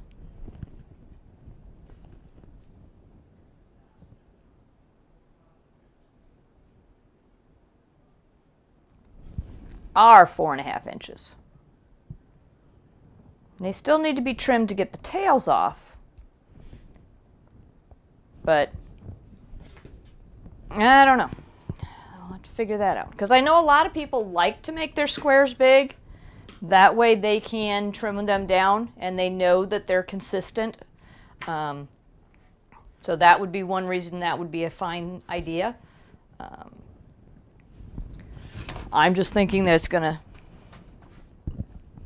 take time that we just saved. But anyway, all right. So for each was 50 minutes. All right. So now let's do the 8. So I only need 2 squares this time. And they are going to be 9 3/4 inches. Let's hope we have enough.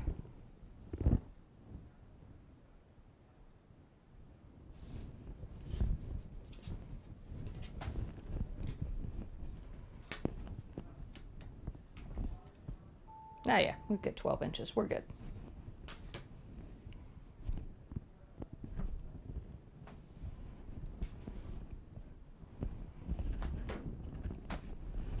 Okay. Let's get this folded over.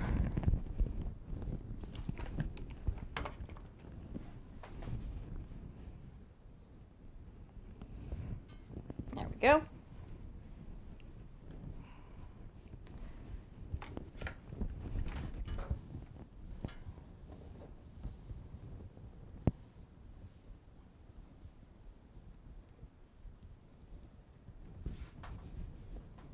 My torn edge has really curled. I don't know why, but it has.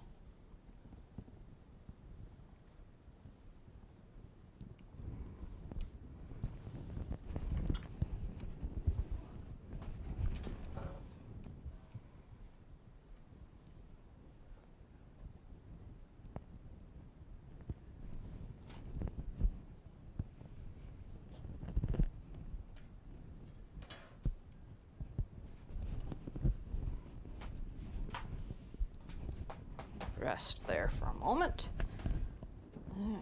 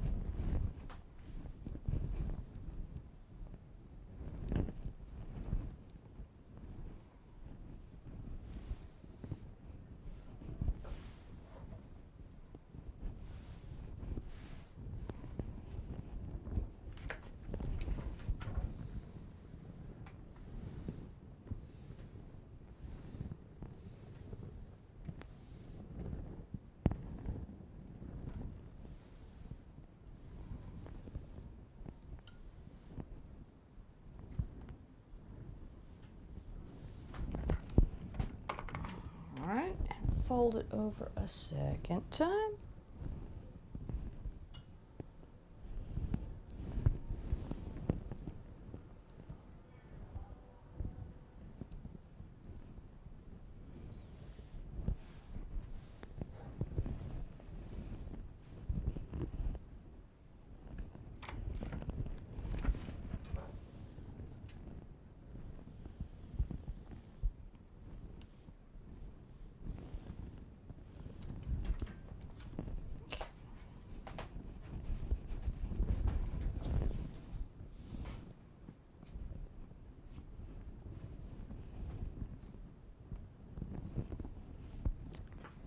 Trim this off. How far is this anyway? Huh. Well, that'll be cool. Okay, sorry. Trim first. Measure later. Trim. And the square needs to be cut to 9. Now there's a star here and a note on it that says, I highly recommend adding at least an additional 1/4 inch and trimming the block after sewing. So this particular way of doing it, they're actually encouraging you to add 1/4 inch. I am not going to do that because I don't want to have to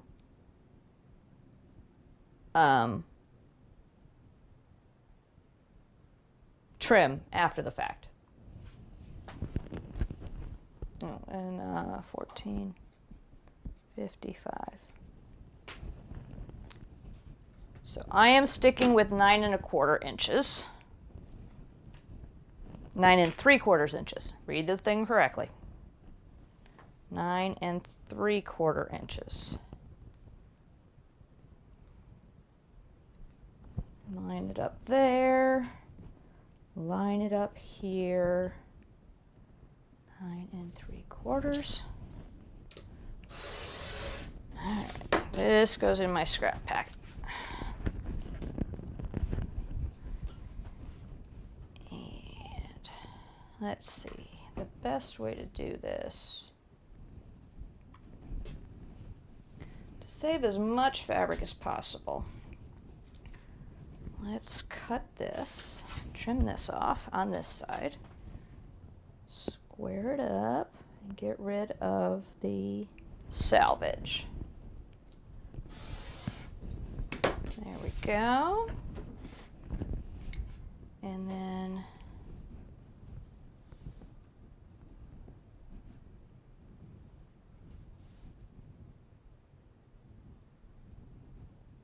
fold it over.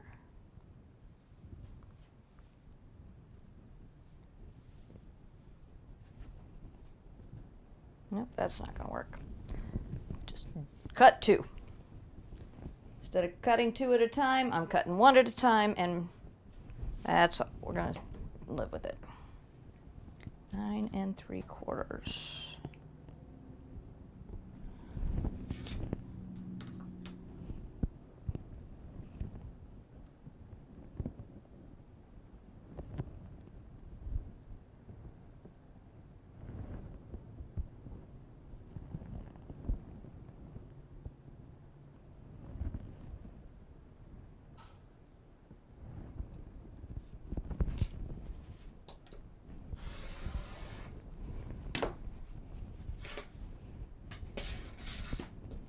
Something's not coming out quite right here, so I'm going to do this again where I do the, yeah, it's just not square on that side very well, but only minimally. I'm talking a very small amount, but it's just not square. I want to make sure it's square.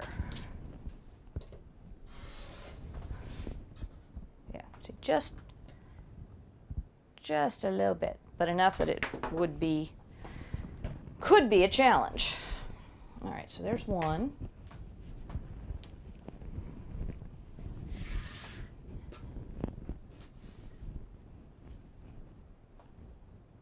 And we've got the V in here.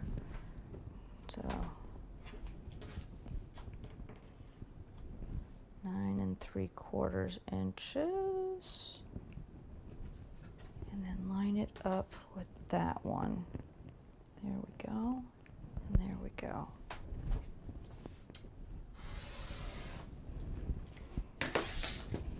Okay, so this piece is big enough that I can actually get some blocks out of it.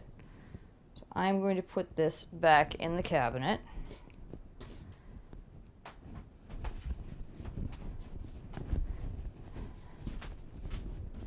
Because it can be used. That goes there.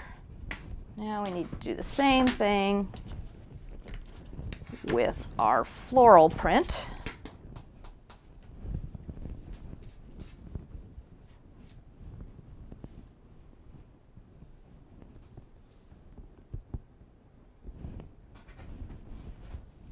One, two, oh, there it is, 8, 9, 10.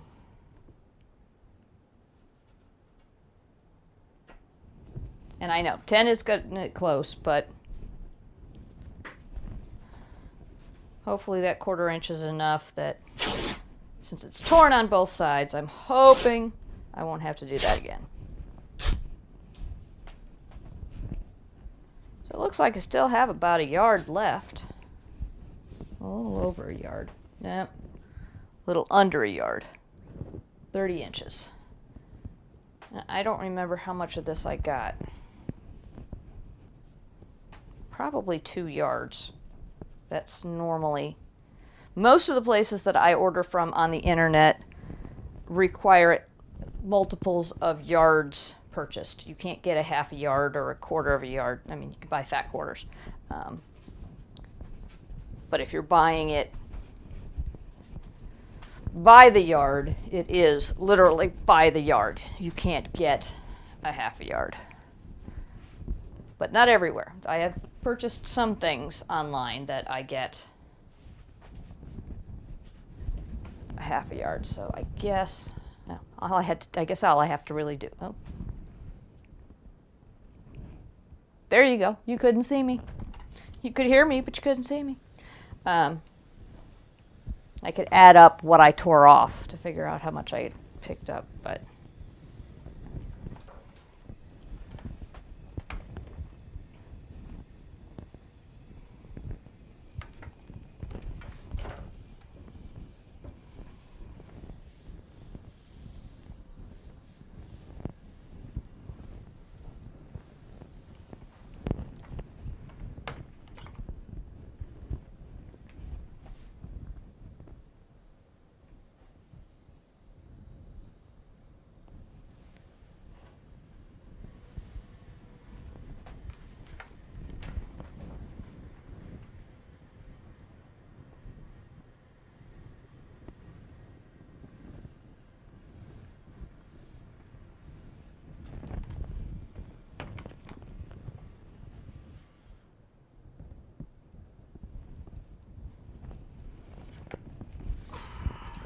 right, let's see here. We got some wrinkles that don't want to come out, so we're gonna spritz it just a bit. Some water on there, loosen up those threads.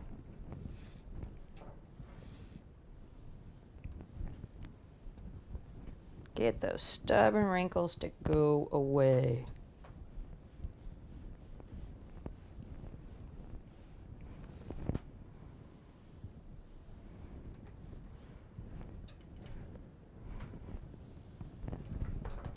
Okay.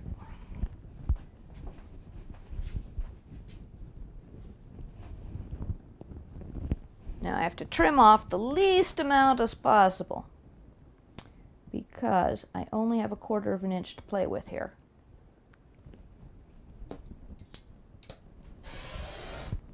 There we go.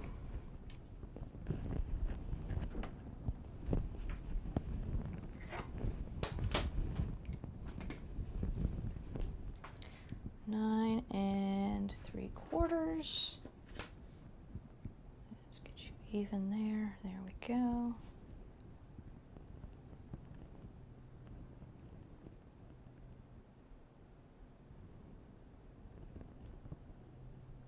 Make sure we're square.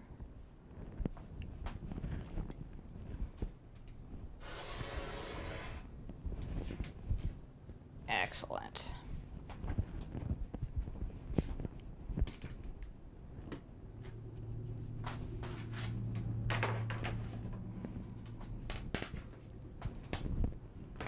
I don't know why I put that on the other side because it doesn't belong there. Let's go here.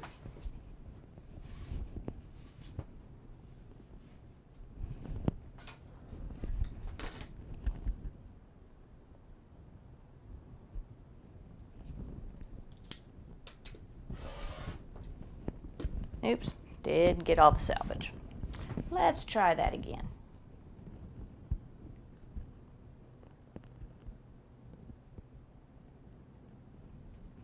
Trying to be miserly here, using as least amount of fabric as I can so I have more left over. I need to just go with the flow and use what I need. All right, 9 3/4 and square it up.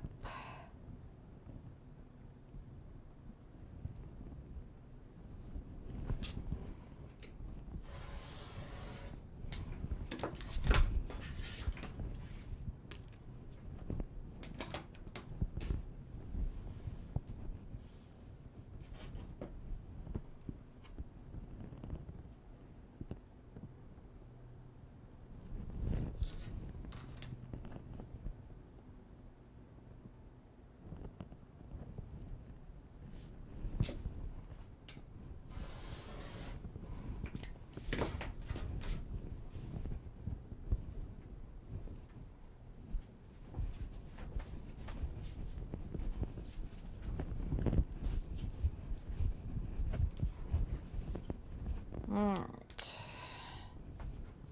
Now we need our marking utensil again. And right side up, right side down.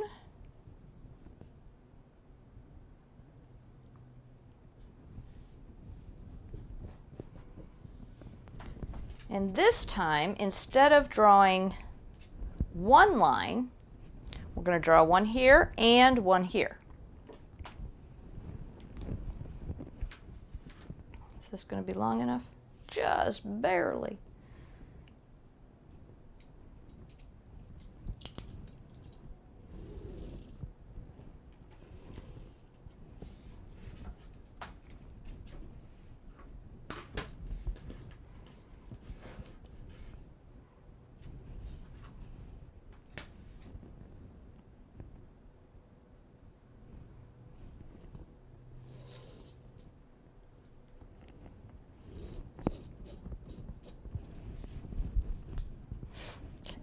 One, and then those are right sides together. Yes, they are.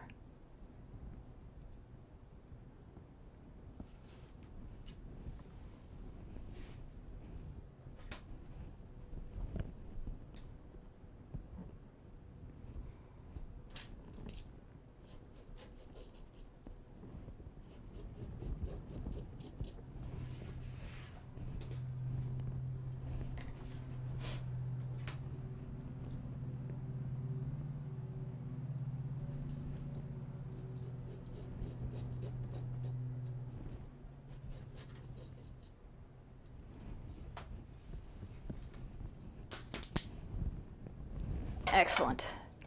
To the sewing machine we go.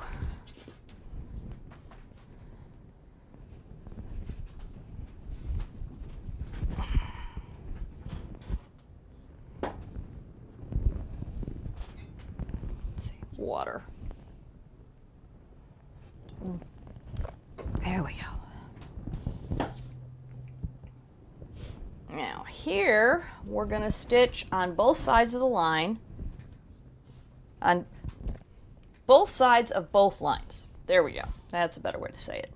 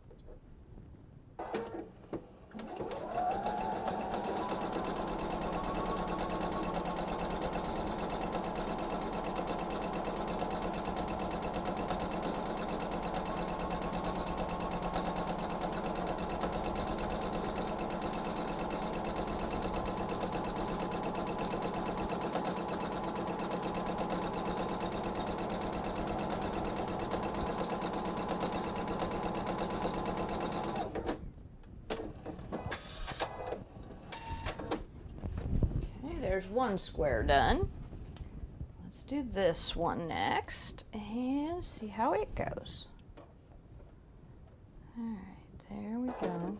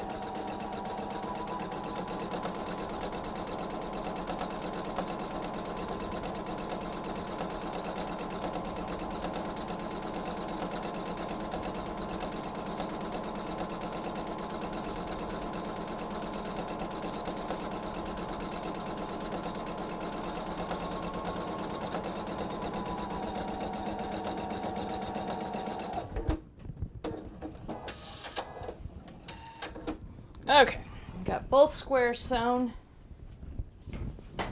Now time for the magic.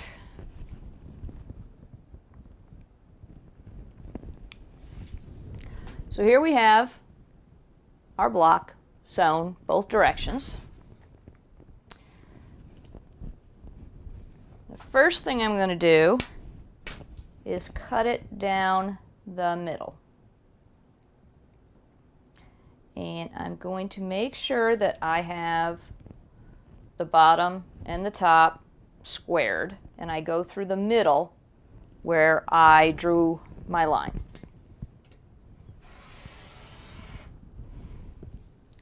Then I'm going to go over here. I'm going to do the same thing down the middle.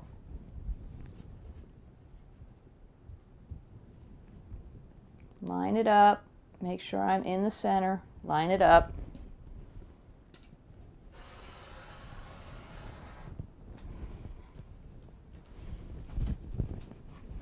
Then I'm going to come over here and I'm going to go from point to point, kind of following the line. And then over here, again, point to point, basically following the line I drew.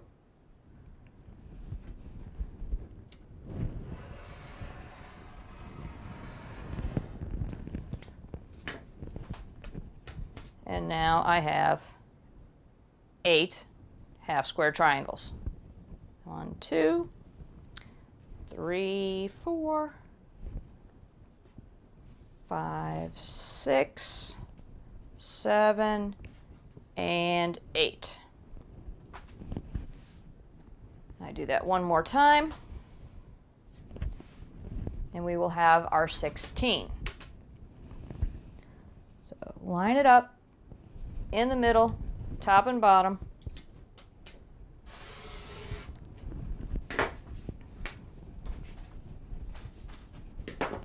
This would be one of those places that if you had that rotating cutting board, that would be fun. Would make it a little bit easier. You wouldn't have to rotate yourself, you would just rotate the fabric. I don't have one of those. I've looked at it a couple different times, just never gotten around to actually ordering it.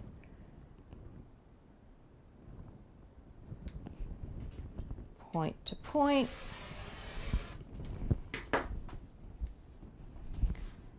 Point to point.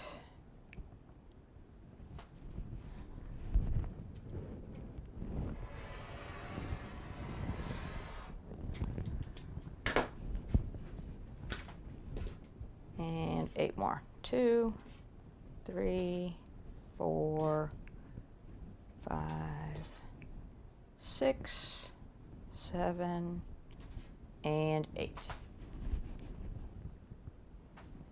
So I now have a total of 16 half square triangles. Some of them are on grain, some of them are on the bias, I think. I could be wrong. Nope, they're all on grain. So none of these are on the bias, like the ones that we do when you do the 4 at a time.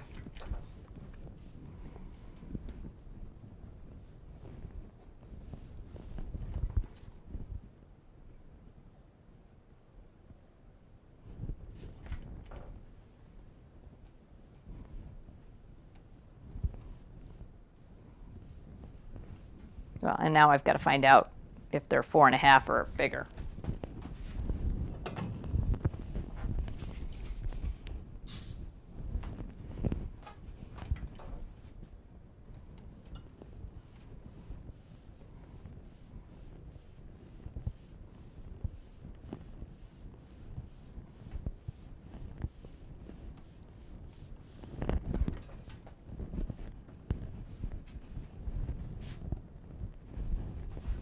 Come on over here.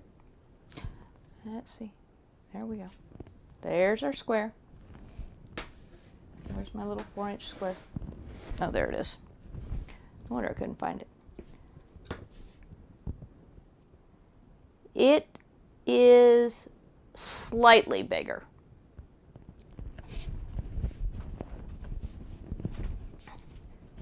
can't see that now. The other one you could plainly see it was bigger. This one is slightly bigger. See the bottom? Little bit over here. You can see on the other side of the ruler. Little bit on that side. Top, and it just a hair. We're not talking major amounts, but it is still bigger.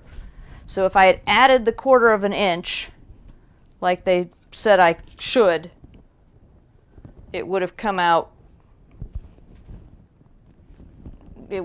way too big. Way too big. Can't get my bangs to sit right. So I'm glad I didn't add the 1/4 of an inch. That would have, well, it would have come out similar to the ones we did that are 4.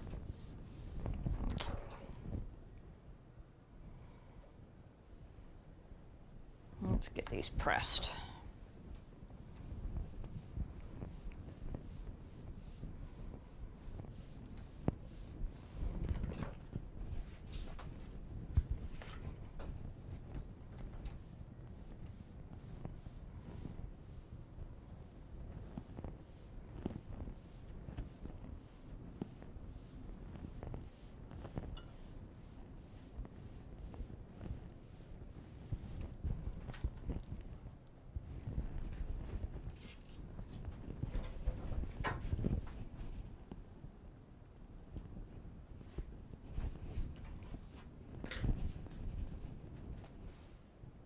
And trim my threads off.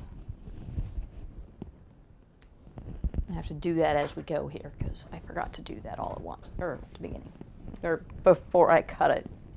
Whatever. You know what I mean. I forgot to do it.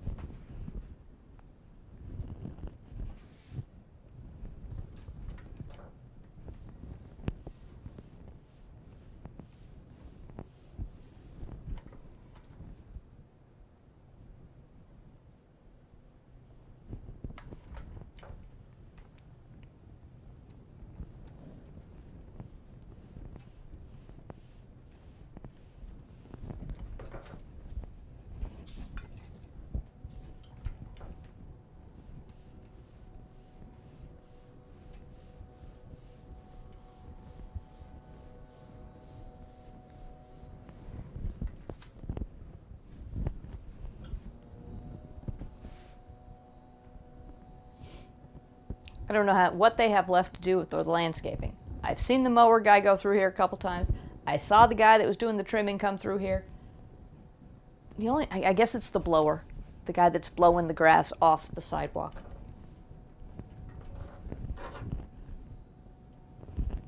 Or whatever other hardscape there is. I don't see him. I just hear him.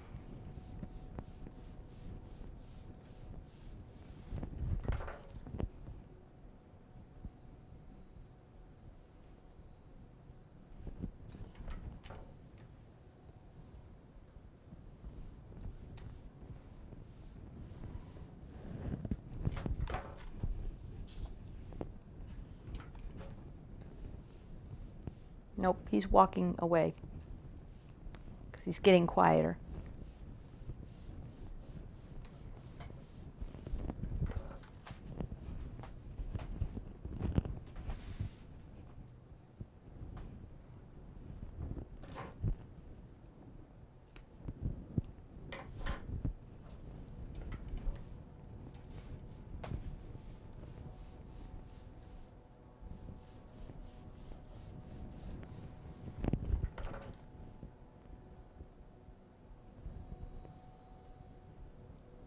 Oh, wow.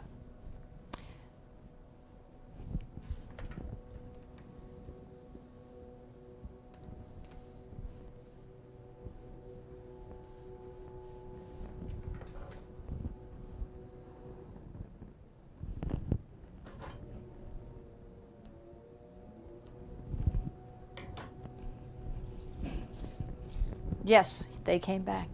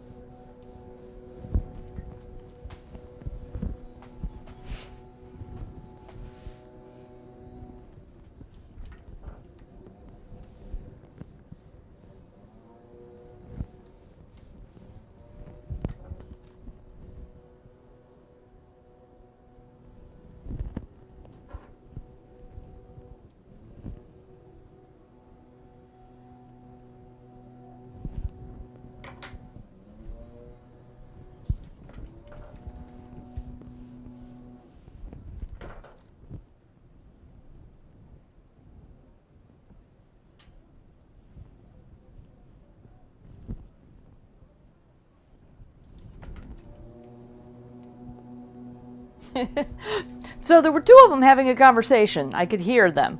And then both of them started whatever motors up at the same time. So apparently, oh, yes, it is the blower. It is the blower guy. He's in the street. See, I forgot about the blower guy.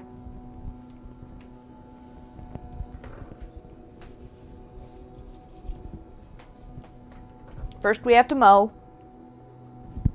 Then we have to trim. So all along all the hardscapes and the trees and the mulch and all around there. And then, oh, and it's taking two of them to blow. One's blowing from the road in, the other one's blowing from the sidewalk out. That makes it total sense.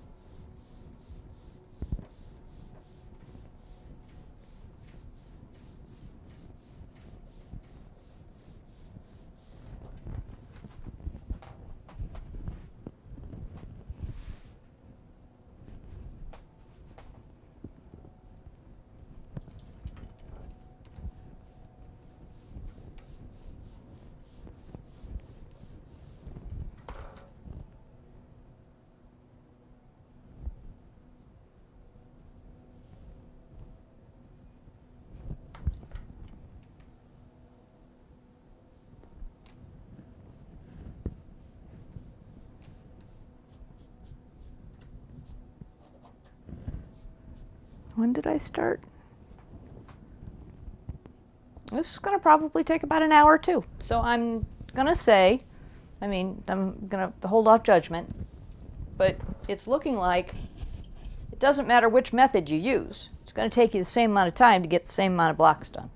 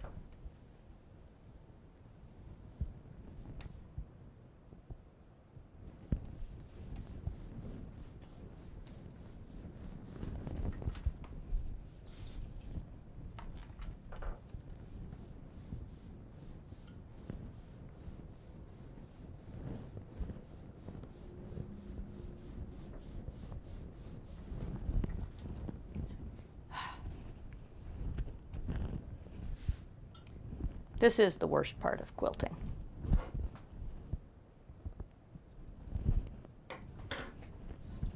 And it's not like you haven't heard me say that before, because I've said it like, well, at least 3 times, because this is my 3rd batch of pressing today.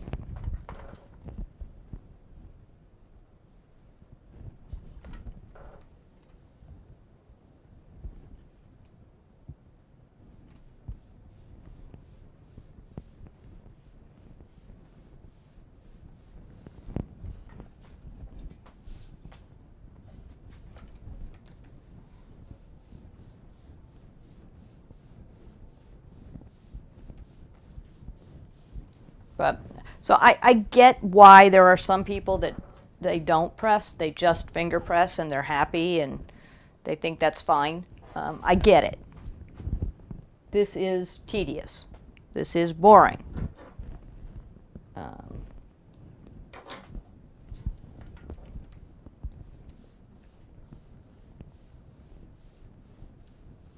Now, what would make it better is if I had something to watch on TV instead of myself, or something to listen to, which I can't do either of those things while I'm recording a video. The other thing would be if I was set up like I was in the past, where I had my machine in front of me, my pressing pad just off to the side here, and my cutting table just off to the side. So it was like a little U-shaped. And even though it didn't take up much space, it was very convenient, because I would just stay in my chair and rotate the chair. Depending upon what I was doing, I would rotate the chair.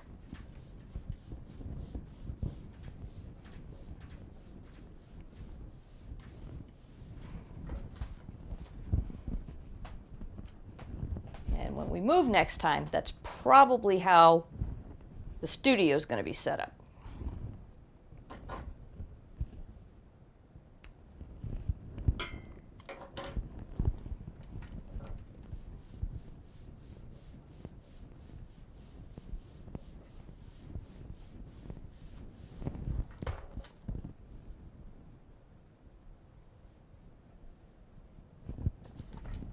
But I'll still have to have somewhere to cut big stuff. So I don't know. I just don't know.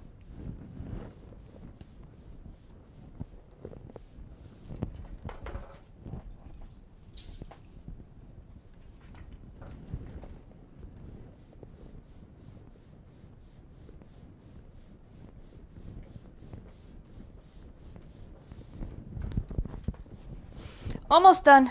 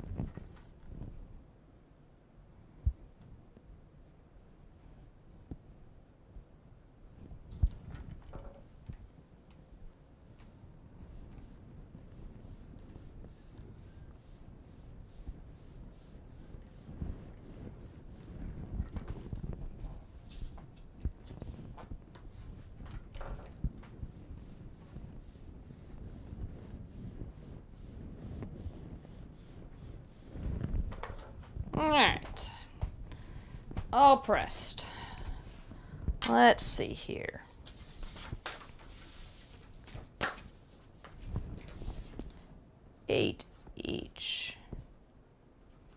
50 minutes.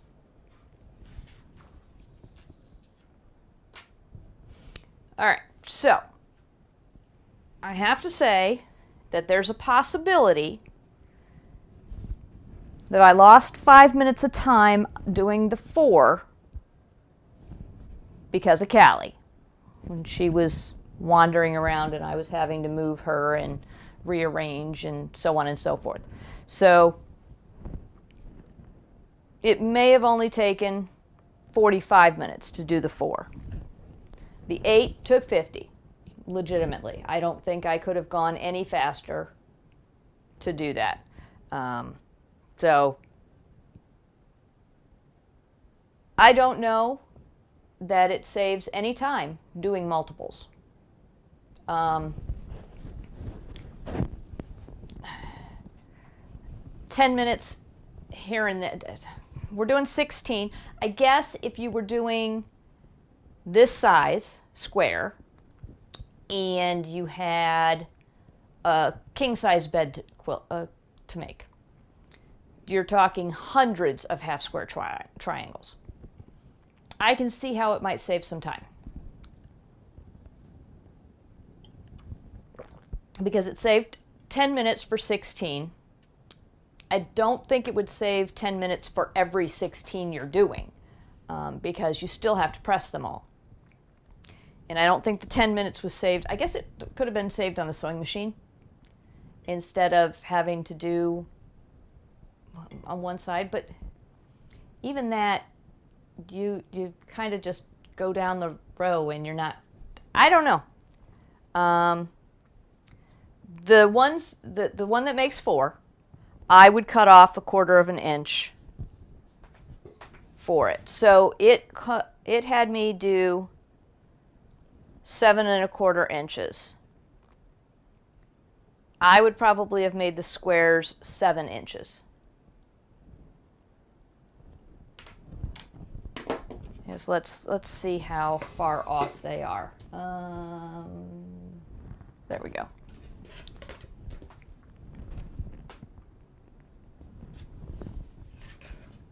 I only need 1. Okay. I'm going to move it all the way to the edge, which is not at all what you would do to trim them up, but just so I can see. You see how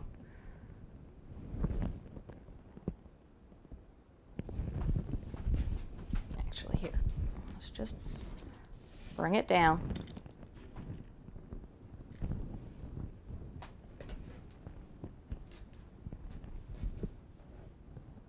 Nope, wrong way. I always want to go the wrong way.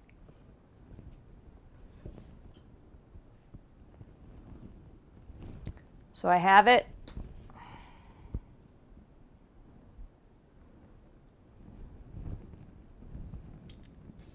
square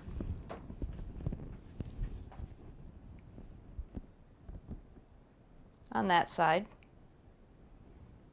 and square on that side.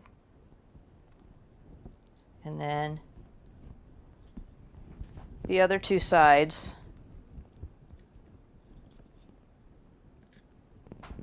are what's off. Come on, focus in.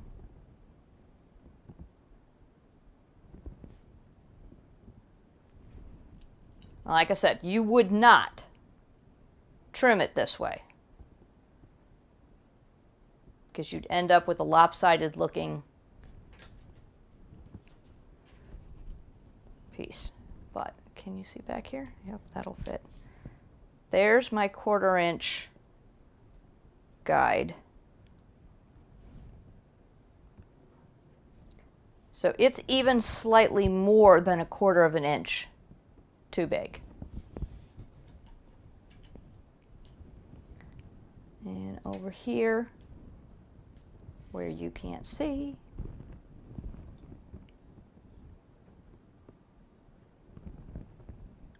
it's just about exactly 1/4 of an inch off.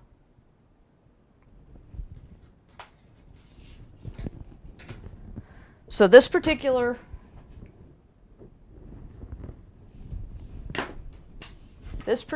piece of paper that is half square triangles, cutting chart, make 4 at a time. For me, I would remove 1/4 of an inch. I understand people want to make them bigger. I do get that. They want to be able to trim them down so that they are 1/4 of an inch, or the exact size they want them to be. I've seen it done on many different things. I'm just not one of those people. Because now, in order to get this right, I'm going to have to trim 4 sides, which is going to be a pain. So I'm going to set these off to the side, and we'll think about whether we're using them or not. Okay, design time. We've got 1 hour and 10 minutes to design. If we can get some of this done, we'll go ahead and piece it or start sewing it together. But I'm not certain. Okay. So here's our first option. And let's see, they did it that way.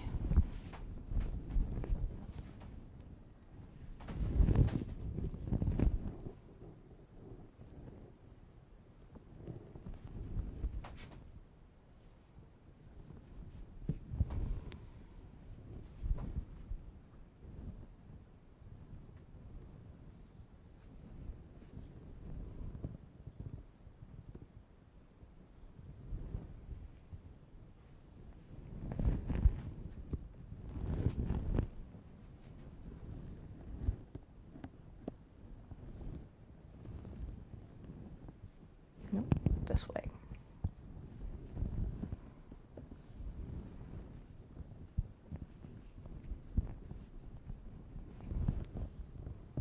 And point it down.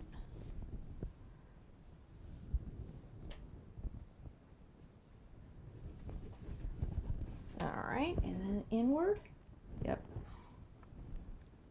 Now we're going to point in.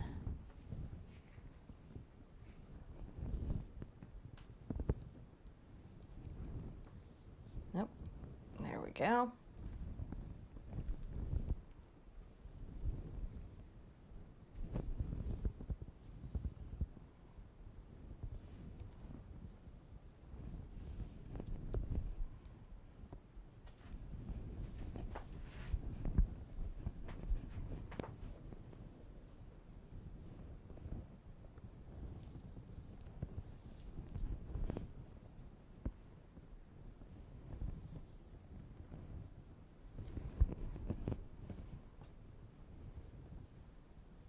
Okay. So technically, this is 1 block. And it's facing this up, it's facing out, it's facing down, and so it kind of goes in a circle, which is kind of cool. I like it. It's not bad. It's not my favorite, but it's not bad. Since I know these are the correct size, I'm going to use them. Those we're still debating on. And so we would repeat the pattern over here.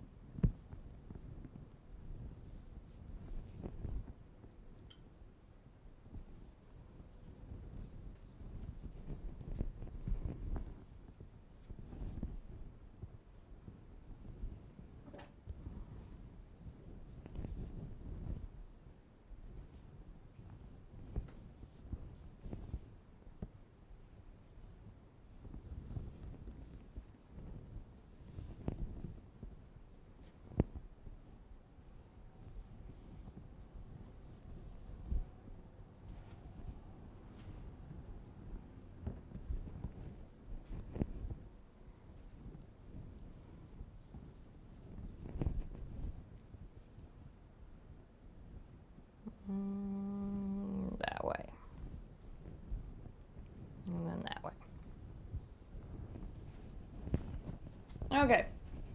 So for those of you that are asking, you do not have to have a design wall in your house to be able to do this. You can lay all of these out on your table, on a floor, wherever you want.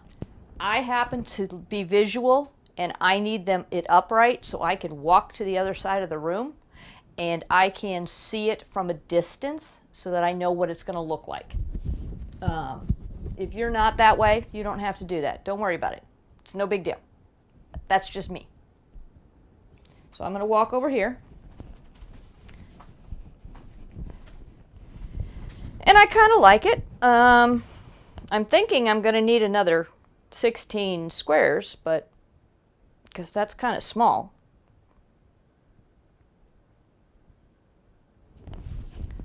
Let's see, it is 8 by 4. And the squares are going to finish to 4 inches. Where's my pencil? There's my pencil. Squares are going to finish to 4 inches. And so 4 by 4 and 4 by 8. So it's going to finish, if I were to use this pattern, it's going to finish 32 inches wide by 16 inches tall. So I guess a table runner. Could be used as a table runner. It's a reasonable size for a table runner. And like I said, I do like it. I like the circular pattern, and I think if I were to do it this way, I would quilt a circular pattern going out on each of these. I would the contrast between the sharp points of here and the smooth curve, I think would look really cool. I'd have to use a thread that would contrast though, and I'm not certain what thread I would use. Black might work, because I definitely don't want to use a white. That would be too bright for the season. Remember that in my world right now it is fall. This is my fall project, so I'm working on something fall color scheme. But so that's not bad. Then let's see, this one over here. Let's turn these, take these all down and turn them. Do a different pattern. So another pattern that I saw was this. Goes out, goes out, goes in, and goes in. So this is the block, and it just repeats.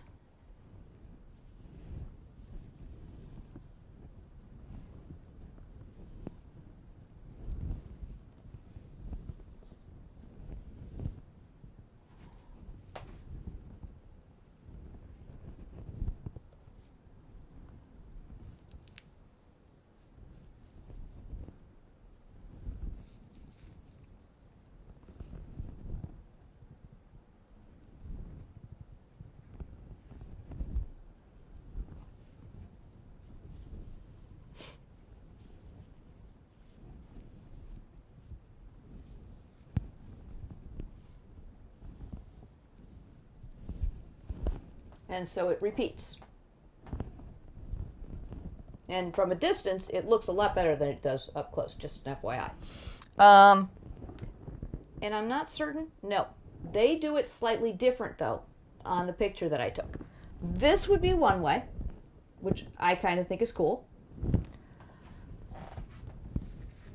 But on the picture that I pulled up that I thought looked neat, it does the in and the out a mirror image on this side. So there.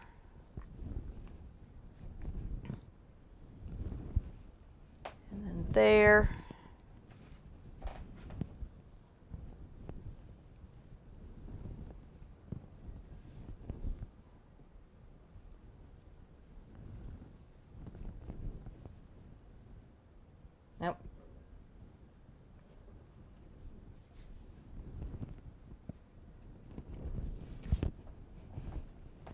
and that gives you a similar but different block, because before this color was in the middle and now the pattern's in the middle.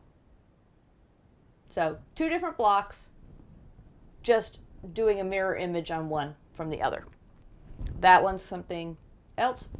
These are, we've now seen 3 different ways you can lay out half square triangles. Exact same fabric, just going to make things look different. So now I'm going to need all of these.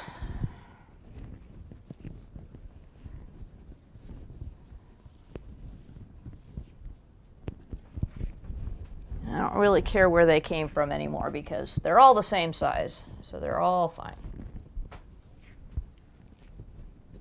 As long as we don't intermingle those other 16, we'll be fine. Okay, so this one, I'm going to do a point here.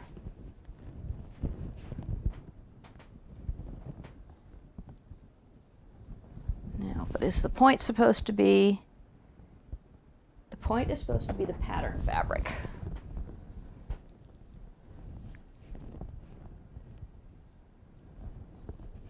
There. And then here. Nope, that's wrong. That's a line though. That's kind of cool. That's not what I'm looking for, but that's a line. Okay, so 2 points. Now we're going to do a point over here.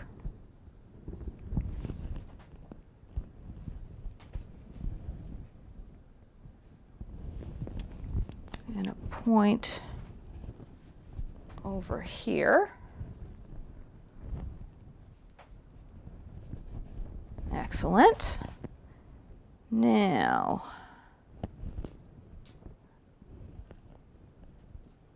let's see. This is going to go this way. So see, now we got the lines forming. Instead of just pointing, now we have a line.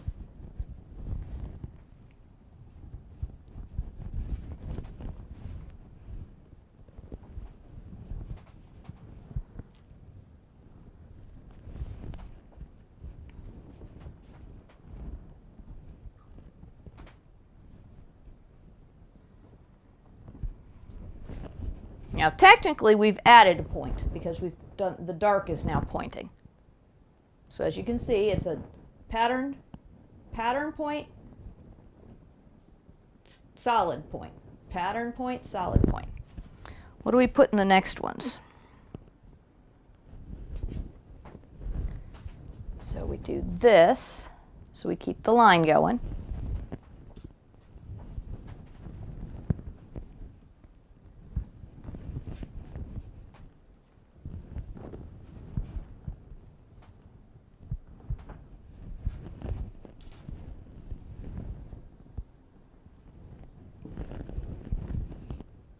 So now we've got some nice lines. Let's see. If we keep going,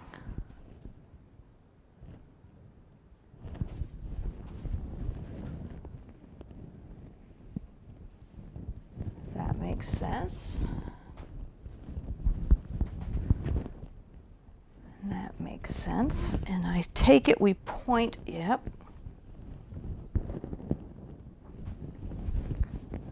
Point there.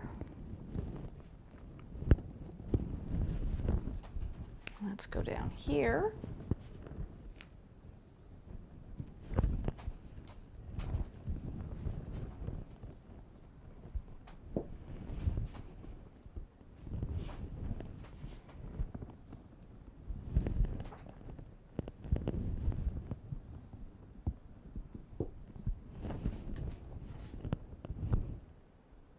All right, so now we're going down.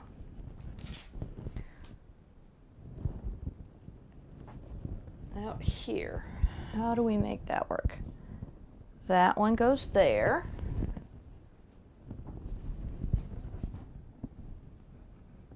Oh, that one, that way. There we go.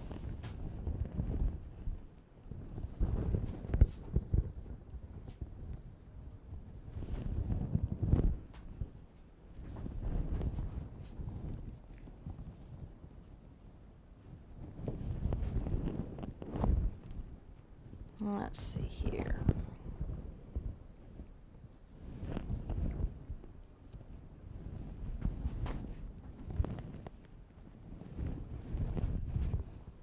Now we're not balanced, but I don't know if that's a problem. I kind of like it a little asymmetrical, off center. Let's step back here. I think I like that.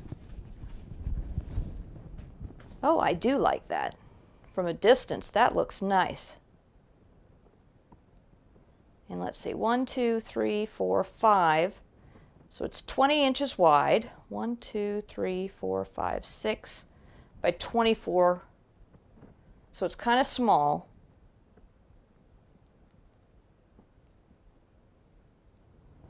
Standard lap quilt is 30, or the minimal size for a lap quilt, I believe, is 35 by 48. I've said it before, and now I can't remember again.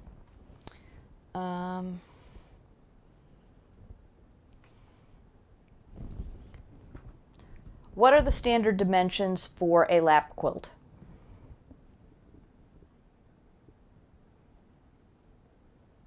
What is a good size? That works. 36 by 48.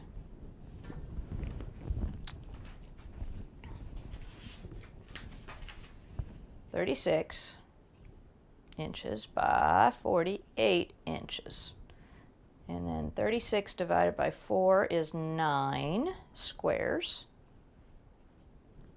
By 48 divided by 4 is 14 squares.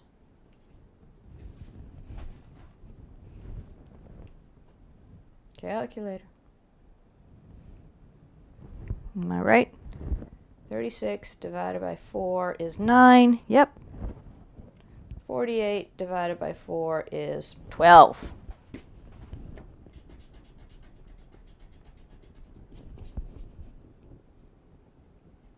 I knew something wasn't sounding right. I just couldn't figure out what it was. All right. So 12 times 9 equals 108 squares.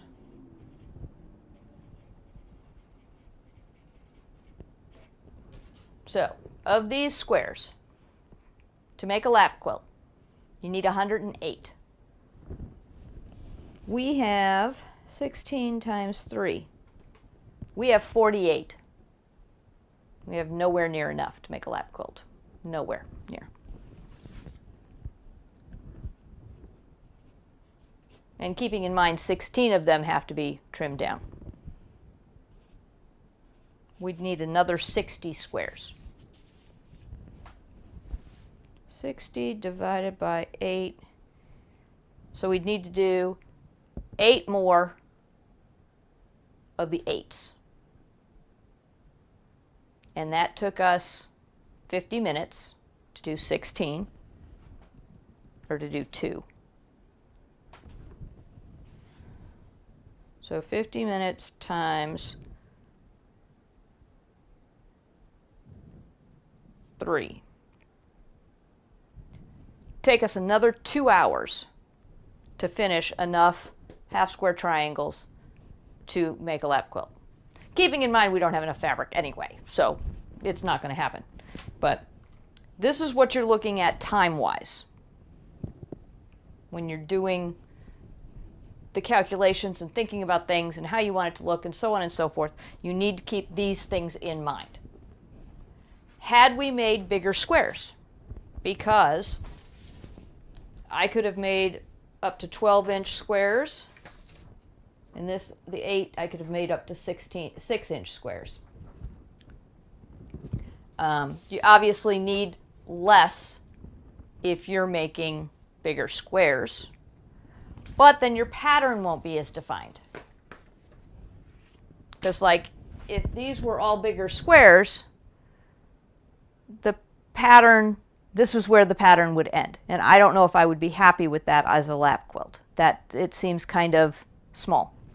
But I want to look at one last layout.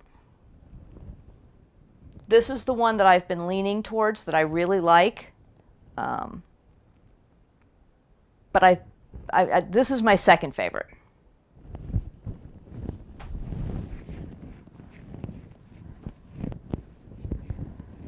And the fact that it ended up asymmetrical is a bonus to me because I really like that.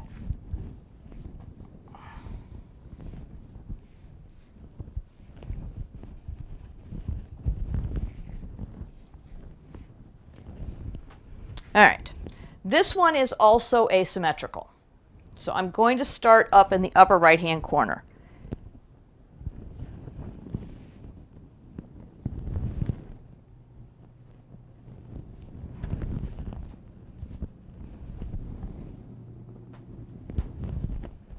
And again, I don't know if I'm going to have enough squares that are the right size to make me happy with the way it looks.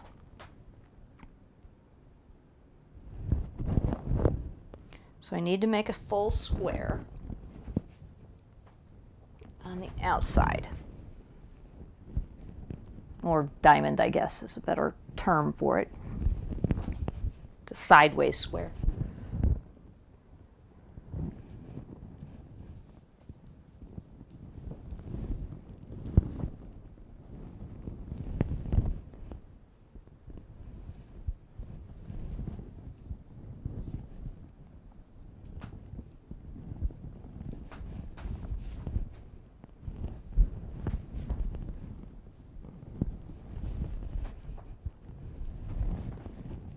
Okay.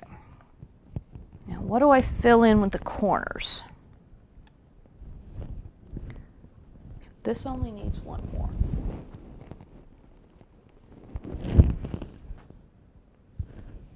No, it needs two more. Okay.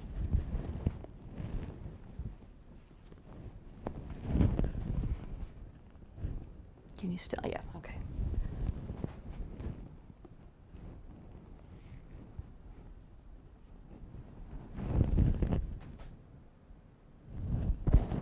And then like that. No, they have it going the other way. So at this point, okay, let's see. This point ends. This is here. I think I did that already. But that's the edge. And that goes there. And this one goes like that. Okay. So that's the edge. Here, we do that.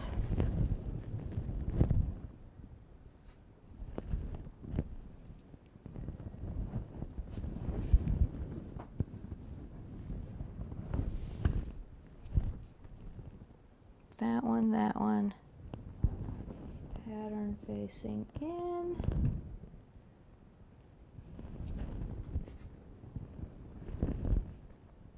Pattern doing that. And then this one goes that way.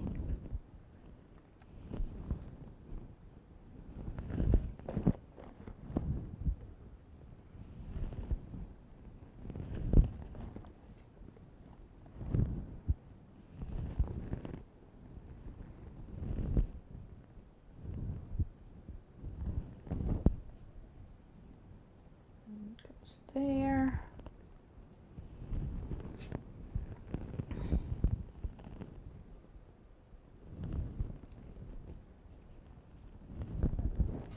That one.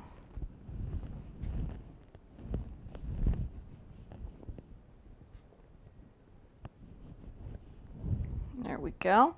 See how we're getting this? It's growing.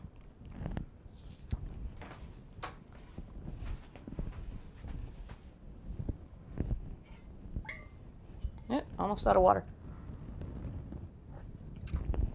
All right.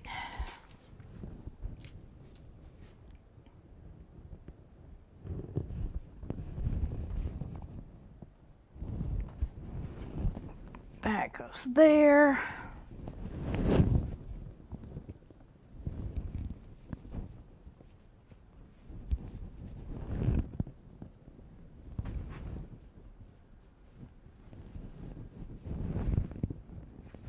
And that goes there.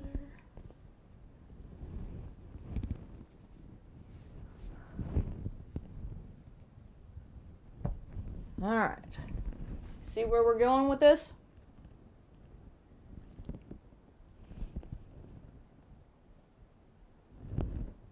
I'm gonna have to pull out the other ones.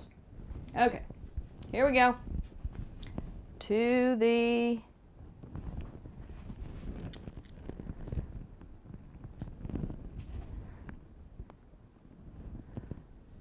cutting board. Here we go.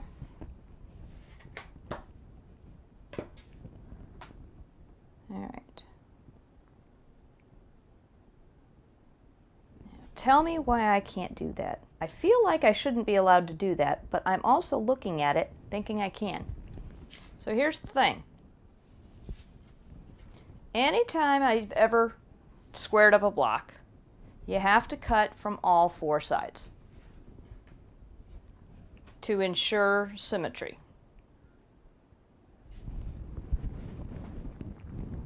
I am looking at this block. I don't like the way I'm looking at it, so let's see. Or I should say I don't like the way you're looking at it. Let's do that.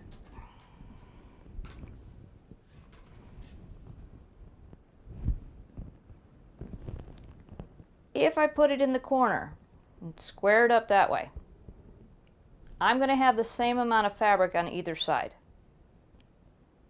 I don't think it will cause a symmetry problem if I do that.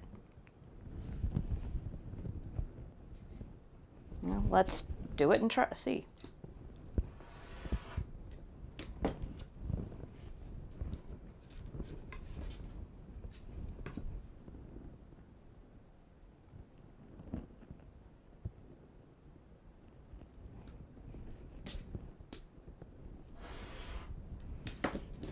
I'm not going to worry about the little ear that's left because we're going to cut them all off of the other ones anyway. Let's look. You know what? It works. It does work. Miracle of all miracles, it works. Okay. So I'm going to do all of these.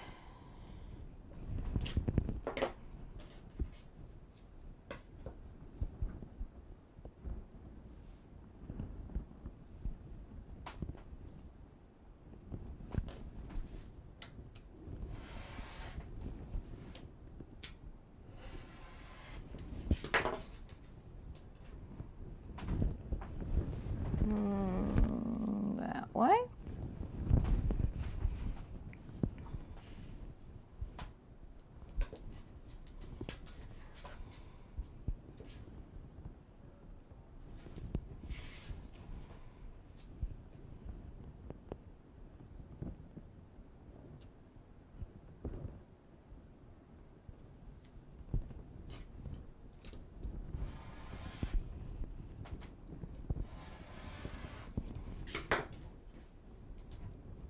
We'll see if I have enough.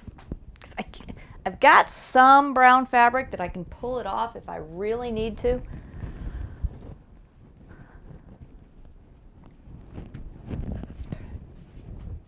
Now the picture I have goes out further that way.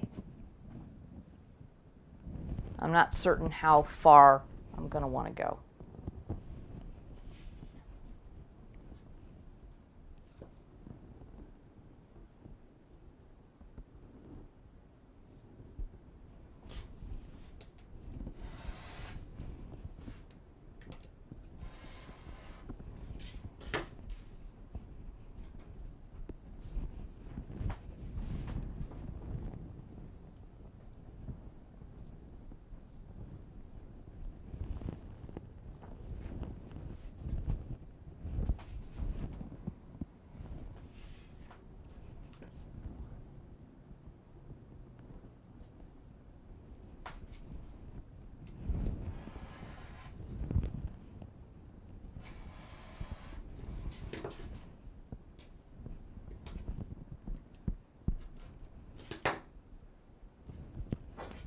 Come on.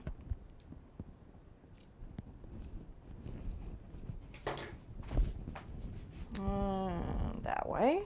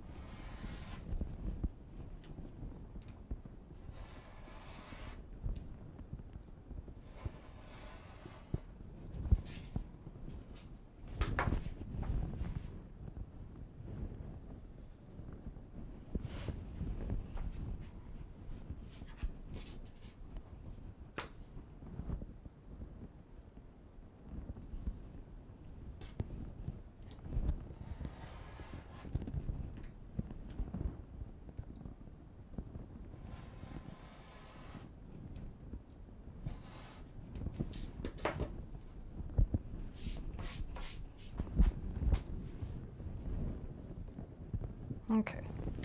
1, 2, 3, 4, 5, 6, 7, 8. How many do I have left? 1, 2, 3, 4, 5, 6, 7, and 8. Woohoo!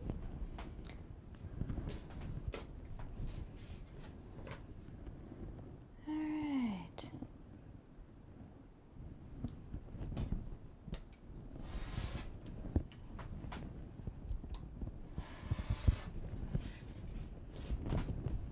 This one goes that way.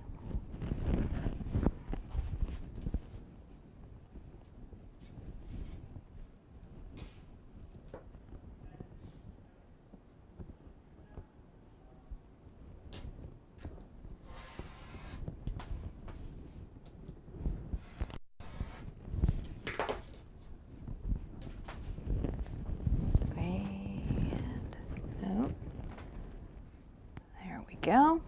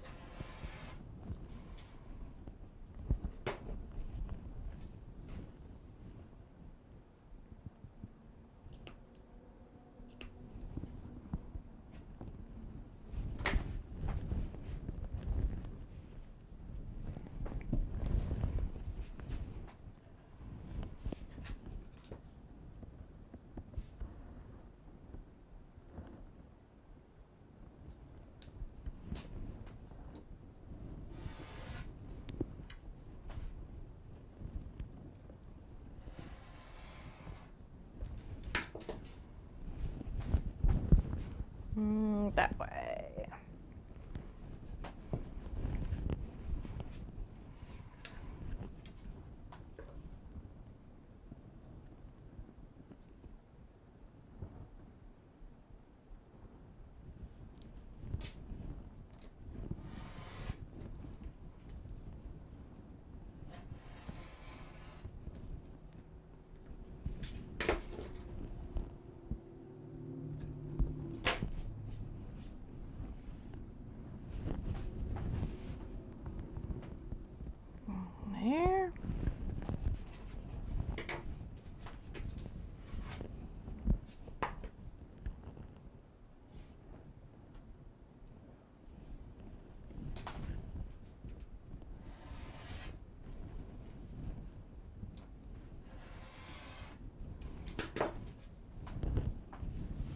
see, goes out.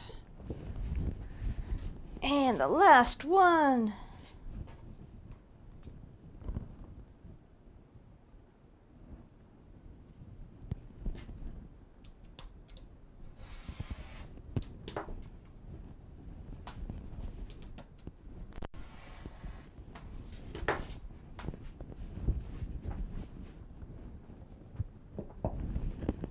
Garbage can. Scraps. And step back. Put the safety on the rotary cutter. Step back. Oh, that is exactly what I wanted. I like it. Now, the question becomes, do I put a border on it? But we'll worry about that in the next time. Because I don't know. I just don't know yet. But I think that is exactly what I need. I don't personally need it. I'm going to sell it. But it's what I want. I like it. I might take the brown and put a thin border around it, and then take the leaf pattern and put a wider border around it. That would make it a pretty decent sized quilt. But we'll have to figure that out on the next show. I think we're going to end here, because if we go too far, we won't have enough to fill up the next part. And all we have left to do at this point is to piece the top together, and I'd rather not get started on that and have to stop mid-piecing, because that would just be annoying. But I like the pattern. I think that is the pattern I wanted. I think it's the best way to go. But you saw how many different things you can do with the half square triangles. And that was just a small sampling. I found a ton of them. I just put together a small number of pictures, because I figured we could spend an entire 4 hours just rearranging half square triangles.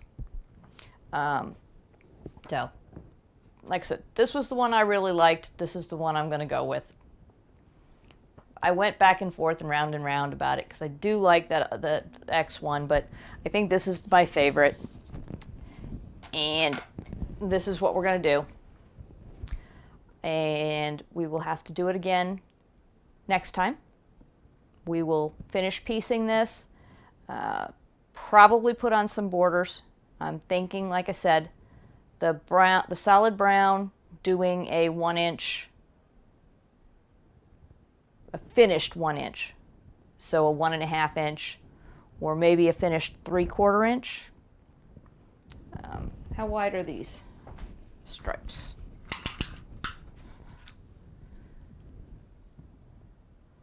Yeah, these are 3 inches. So this distance is 3 inches.